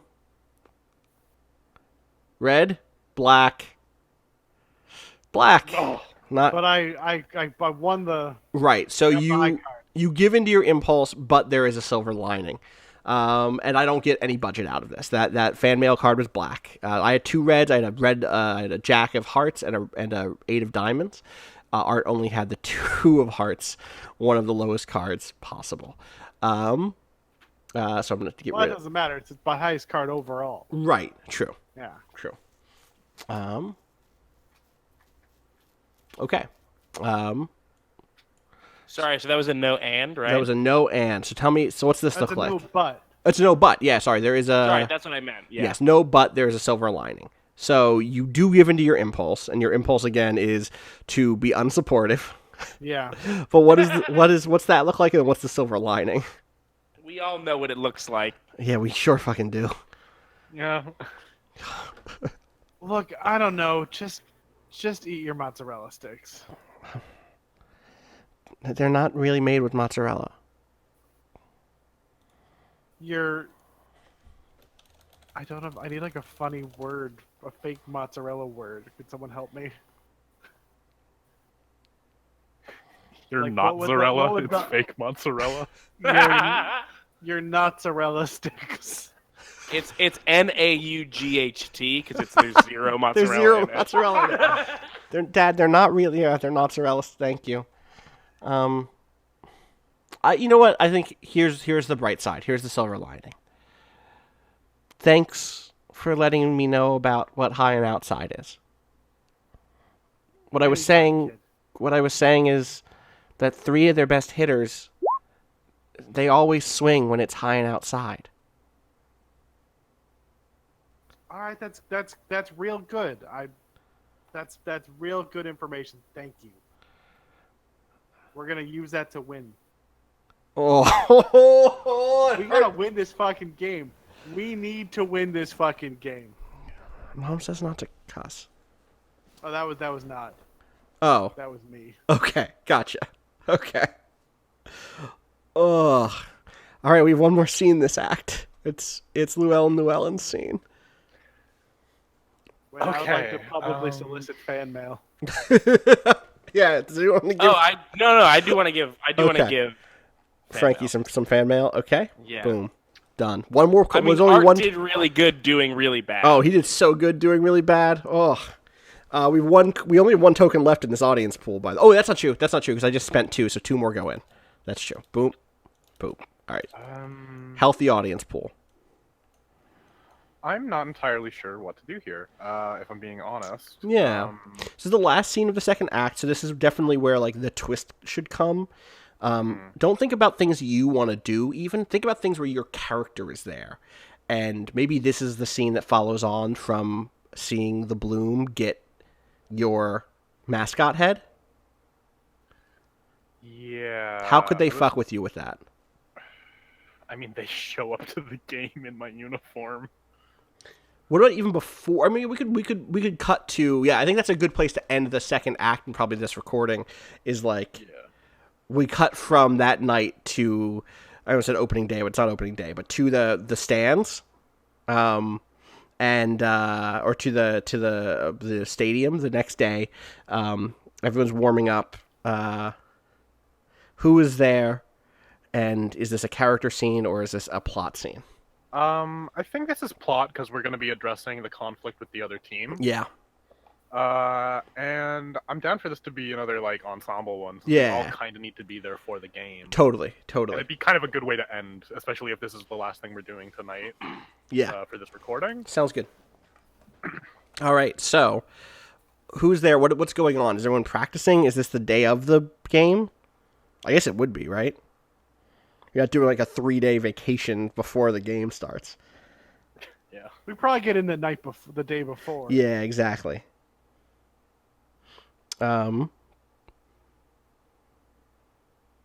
So what is the conflict here? I think you're there. It's like an hour before the game starts. Y'all are maybe even still in the. How about this? Y'all are still in the locker rooms. And there's like a TV that shows the field basically, and people are taking to the stands already.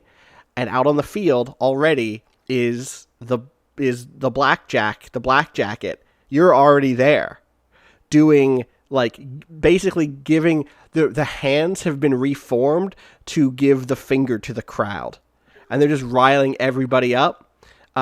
There's definitely you like trying to rip the American flag in half, but you're not strong enough to. Sorry. Who's trying to rip the American flag in half? The mascot, except your mascot is in your locker room, so it's someone dressed up as the Black Jackets mascot. Oh man, minor league baseball heels. Yes. That's what's happening on the Do we TV. have like a shitty backup mascot costume that I'm in now? No, because you're in your mascot costume. Oh, okay. I thought they took my mascot. No. They found a trashy a one. double. Oh, Right. okay. I Yes. totally misinterpreted that. Yes. They found a duplicate one. Okay. That makes okay. This is the. Never mind. I just run out and tackle this other. Oh yeah, no, that's good. Jesus Christ, do Yeah, you? a mascot fist fight is a great second act closer. Oh, it really is. Yeah, maybe it isn't an ensemble thing. Maybe it is just a you thing. Yeah, maybe. You just Is this well, hold on.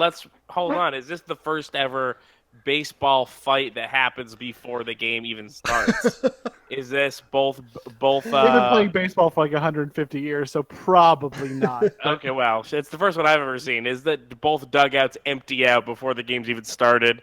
Everyone faces off by pretending to face off. And then when it's over, they project the movie Face Off on the jumbotron. Oh my god.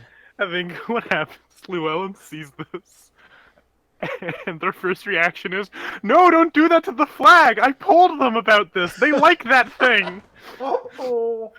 And you just sprint out there. Yeah. And I want it to be shot like it's a weird show that we're crafting. So I'm just pulling from various shots I like from various directors and things. But I think it's almost like Spike Lee, attached to you. You know, the kind of the floating camera that's like just a shot of your face. I love it. That like the backward steady cam. The backward like, steady the cam. person's Yes. not actually walking. The person's on like the dolly. The dolly shot. Yeah. And you're like going through the tunnels of the shitty minor league stadium, and like we'll be going past, you know, the maintenance staff and the field, you know, the field maintenance people, and like out into your whole face brightens up when you step out into the sunlight, and then just like you just rage on your face. I think this is the crisis point. Let's do it. Wait, is it my face or is it just the mascot? It's the mascot. It's the mascot face, obviously, right? Yeah. Do I draw angry eyebrows on? No, I guess not, right? Yeah, it's so smiling, it's still smiling. big smiling, Big mascot smiling face. But the music, it's like something from Yeezus is playing for sure, right? It's Black Skinhead. It's something. Yeah, it's like boom, boom, boom, boom, boom, boom. There's a big hit on the first punch. Remember the mashup of, I think it was that and Personal Jesus that they used for the Atomic Blonde trailer? Yes. It's that. Yes. For those like super like high concept action scene song playing for a 100%. mascot fight. God. Just like blood on the smiling face of the. I don't think that far. No, you don't think there's any blood? I don't know. I thought we were going for more of a CBS and not an HBO. Yeah, I don't think we're all the way. A little bit of blood. We'll see. We'll see what the roll is, or what the cards say. True. Here's the thing. It's not human blood, and that makes a difference in the ratings. That is true. That is true. Can I just wait? Let me see. Is this the song? Is the blood a different color? There's like This a is somebody mashup of it else's on YouTube. mashup. Yeah, but is this the mashup? That one, but it's good. This is pretty good. Yeah. All right. We're going to risk getting sued by Kanye West twice in 1 week. We're all the way fair use on the other end. Oh, yeah, true. All right. Give me the... what do you want to... I think I'm going to spend... What's my budget at? 12? I'm going to spend 3 on this. Give me 4 cards. This Okay. is just you and Llewellyn, right? This isn't Correct. Got it. Okay. So I'm obviously gonna spend my fan mail for this. Yeah. I think Art and I should both each do one. That's my. I'm definitely gonna do it. I'm recommending. All right. I think I want to hold on to fan mail right now. I'm a little worried about Everything? everything. If Fair. I spend one, I still have one. So I'm gonna give one. I just realized also you spent one last time, right, Andy? Yeah, can I not use it then? No, you did. I just had to mark it on your sheets Yeah, at the bottom. I gave it to Art. To Art, yeah. 1 second. Because we're actually, wait, it was 1, 2, 3. This is the 3rd scene, right? In the 2nd act. Next is 3, 4, 5, 6. There we go. Yeah, I'm trying to think of any other way I can get an extra card here. And I can't leverage my beefy friend anymore. Jack. that's Oh, a you- shame. He'd wait. be real Yes, you useful in can. this fight. Yes, you can. You can? You only used him once. Oh, I thought he got cashed out after I used him once. No, use him twice. You have Each up. one gets twice. Yeah, up to whatever it's up to whatever your screen presence is inside the episode. Okay. So you wanna do both of then those? Hell yeah. I want Okay. Jack, back me up. All right, so that's 2 more. So that's 4. Anybody else helping here? Oh, I'm giving one. And yeah. also you're giving one. So that's 5 cards for you.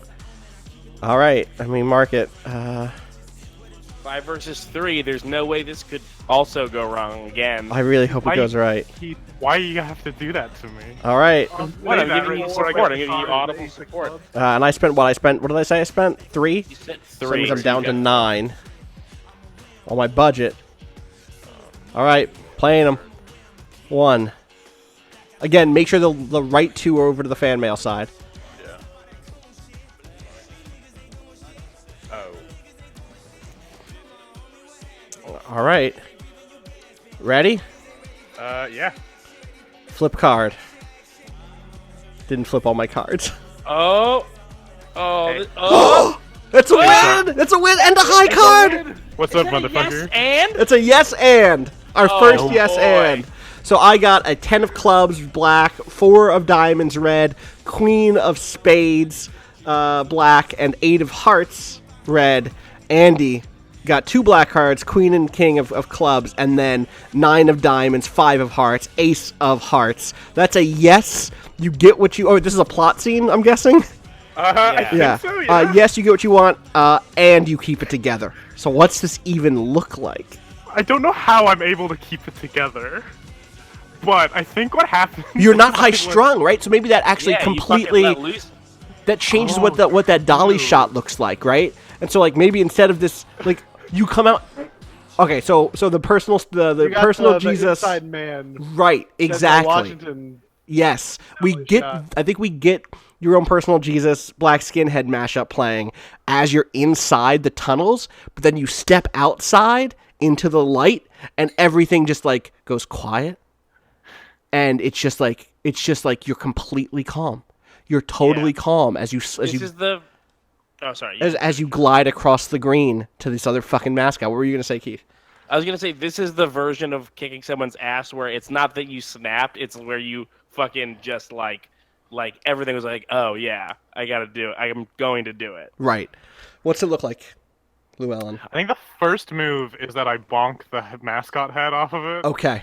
It's a very clumsy fight. We're both in mascot suits. You are I both don't- in. That's This is not the like the opposite most- of any Echo scene in Twilight Mirage. Right. This is like the least graceful you could be. Bonk is not like a traditional fight word. It isn't. So that not. reveals that underneath is just the bloom head, the hydrangea.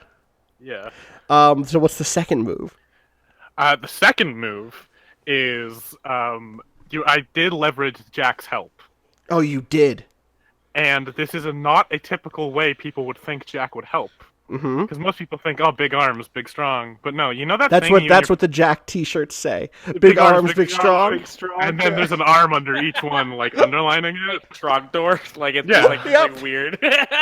And so what Jack does though is, you know that mean thing kids do where like you're at the pool and someone like crouches down behind someone so you can push them over and they fall in the pool. Uh-huh. They do that. But oh my god. Except they fall onto the grass, so they're just like embarrassed. And then I pick up the American flag and hold it up and run around. Perfect. You're running with the flag and people are like cheering for you. Yeah. Because it's like, Yeah. oh wow, you like that totally. They came across like a heel. You actually get to be the good guy for once. And before we cut to commercial, what we get is like the Sports Center coverage of this, where it's like, and today in Bloomington, ahead of a minor league scuffle between the Bloomington Blooms and the Bluff City Blackjackets, we had a second little scuffle of their own as the Bluff City's own mascot revealed a dastardly ploy from Bloomington, from Indiana's own favorite minor league team. And then the footage is shown, and everyone is like laughing at the Bloom. The move that Jack, that's table topping, by the way. Oh, perfect! Thank Thank you. you. You know what it Perfect. is? It is the actual shot there. So we get like the close up of that Sports Center coverage, and then it zooms out slowly to reveal that it's Paulie Patio with a cigar in his hand, watching. And then like when you push him over, we see him snip the end of the cigar, and then it fades. I know it was only half of an episode, but give it the old full episode closure for some reason. It's a We 30-minute. resolved the B plot. We of resolved- the There's two- episode. Well, we're in the middle of resolving it, I'd say. Because the baseball is the dramatic, Right. dramatic angle, but the show is like the plot. Right, and we still don't have the solution to that plot yet. No, we still we haven't have no shot idea. something in Bloomington. Yeah, none of what just happened. It all feels great, It but does. none of it helps the world not get blown up. Right, we'll get there. All right, I think it's gonna do it for us. Are we good with that for I'm good. today? It's definitely for Yeah, tonight. no, This game's cool as hell. yeah, I game's love really this game. fun. This is a great game. Does anyone want to give fan mail? Oh yeah, I'm definitely Yeah, giving absolutely. Llewellyn fan mail. All right, Go so for both of you get it, and I need to. Is that the last two in the pool? How No, many no, no, do we have? because I just spent 3. Remember, so 1, 2, 3. So that means of those 3, you're both giving 1 to Andy. So So 1. you still get a net 1 in the pool. Oh, was one of those red? I totally missed it. Yeah, one of them was. All right, so One was I go back up to 10 in the budget, and so yes, then. Also, make sure you remove one of my fan mail cards because I used one. Oh, okay, good call. Yeah. Boom. Oh, also remove one of mine because I Yes, I you helped. also used boom. All right, so yeah, I think the economy here is really cool. I really like. I shouldn't be surprised. Again, this game has been like well regarded / loved for 14 years now. This is great. And it's from an era where lots of people were trying to figure out card economy mechanics like this. At some point, like with great power is probably just not playable on Roll20 art.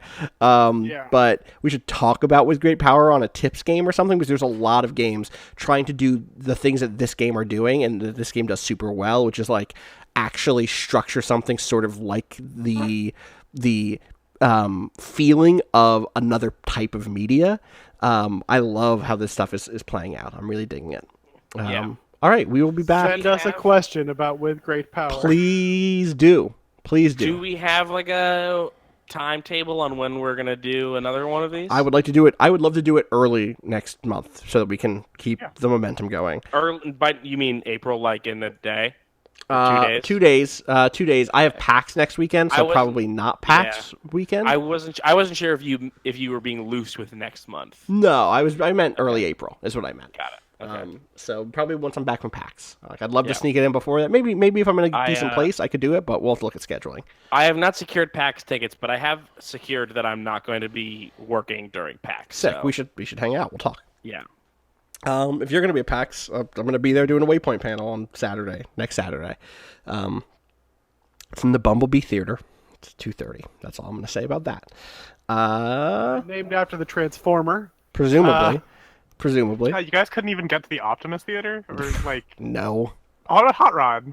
He's Definitely could not get the Hot Rod Theater. We'll probably fill out the Bumblebee Theater. I'll be happy to do that, and that's all I need. Run Button live show April 28th, last Saturday in April. That's a hot media tip from Austin from last time I said this. That's true. Wait, when was it? Last Saturday in April, 7 p.m. There it is. Eastern Last Saturday. Standard That's right. Time. There it is. Look forward to that. Add that to your. Put that in your calendar. Exactly. Put Where, that in your GCal. where can people find you, Keith? You can find me on Twitter at Keith J. Carberry. You can find the Let's Plays that I do at youtube.com/runbutton. Maybe you've never seen Run Button. Maybe you don't know what you're getting into with this marathon that you're going to come watch. You should go watch some videos, sign up to the Patreon, contentburger.biz, watch the Shenmue Let's Play. That's the best thing that we've ever done. Yeah, watch. I mean, it's free too. Watch the free too. Andy, how about you? Hey, so like I said, my Twitter is Captain Trash. I'm also on videogameqq.com, but the thing I've been really proud of lately outside of this show is Emoji Drome, the other podcast that I've started with my friend Ryan. We actually just did an alien-themed episode that just dropped today at the time of recording. So if you want to give us a listen, we're both on iTunes and available on the internet in many forms. And Art. Hey, you can find me on Twitter at Atebble. Also on Twitter, you can see this picture of the New Day cosplaying as the Black Panther characters. And it's awesome. Shit, that sounds It's great. real good. I saw that. That was really good. Yeah, and check out One Song Only at onesongonly.com and One Song Pod on Twitter. Is that right? One Song Podcast, One Song Pod on Twitter. One Song Pod on Twitter. Correct. All right, that's going to do it for us. Again, the capsule where it plays one song. You go in and it lulls you to sleep with one song. Samantha says wait where, and I don't know what they're wait wearing, and I wish I could say. If you respond quick enough, we'll respond in chat probably. I don't know how. YouTube.com/runbutton. That's probably where. As always, YouTube.com/runbutton. As always, thank you for watching the show and for supporting us. If you'd like to support us more, or if you want to catch up on things like Map Maker, friends of the table. Cash. Oh, new day thing. Yes. Just where are those pictures at? Xavier Woods' Twitter. I tried to link it, but YouTube won't let me because we have links turned off, obviously. Oh, I need to say something else and I'll mod you. The weird thing is, I thought Kofi Kingston looked like he was doing Killmonger hair this week on SmackDown, and then he's T'Challa. Oh. Huh. I tried sending it again and it didn't work. I got you. I just modded you. Okay. All right, everybody, that's going to do it for us. I'm going to go eat more crab rangoon. Bye. Wait, also real quick, can you also mod me? Because I'm not. Does it unmod you? Run button is modded. I'm not. Oh, my God. Okay, you're modded. All right, everybody, that's going to do it for us. We'll try to catch back up with this very soon. Peace. Don't we usually clap on the end of a live? Oh, we do clap on the end of a live. I'm tired, y'all. Yeah, no, same. I'm feeling really good. 55? Yeah, 55. Yeah. Are you there, Andy? Yeah, I'm good. Okay, that was all right. Yeah, it was good. I'm glad my voice decided to go out right at the end of recording. Seriously. Halfway through. I feel you. All right, bye. Later. That game's really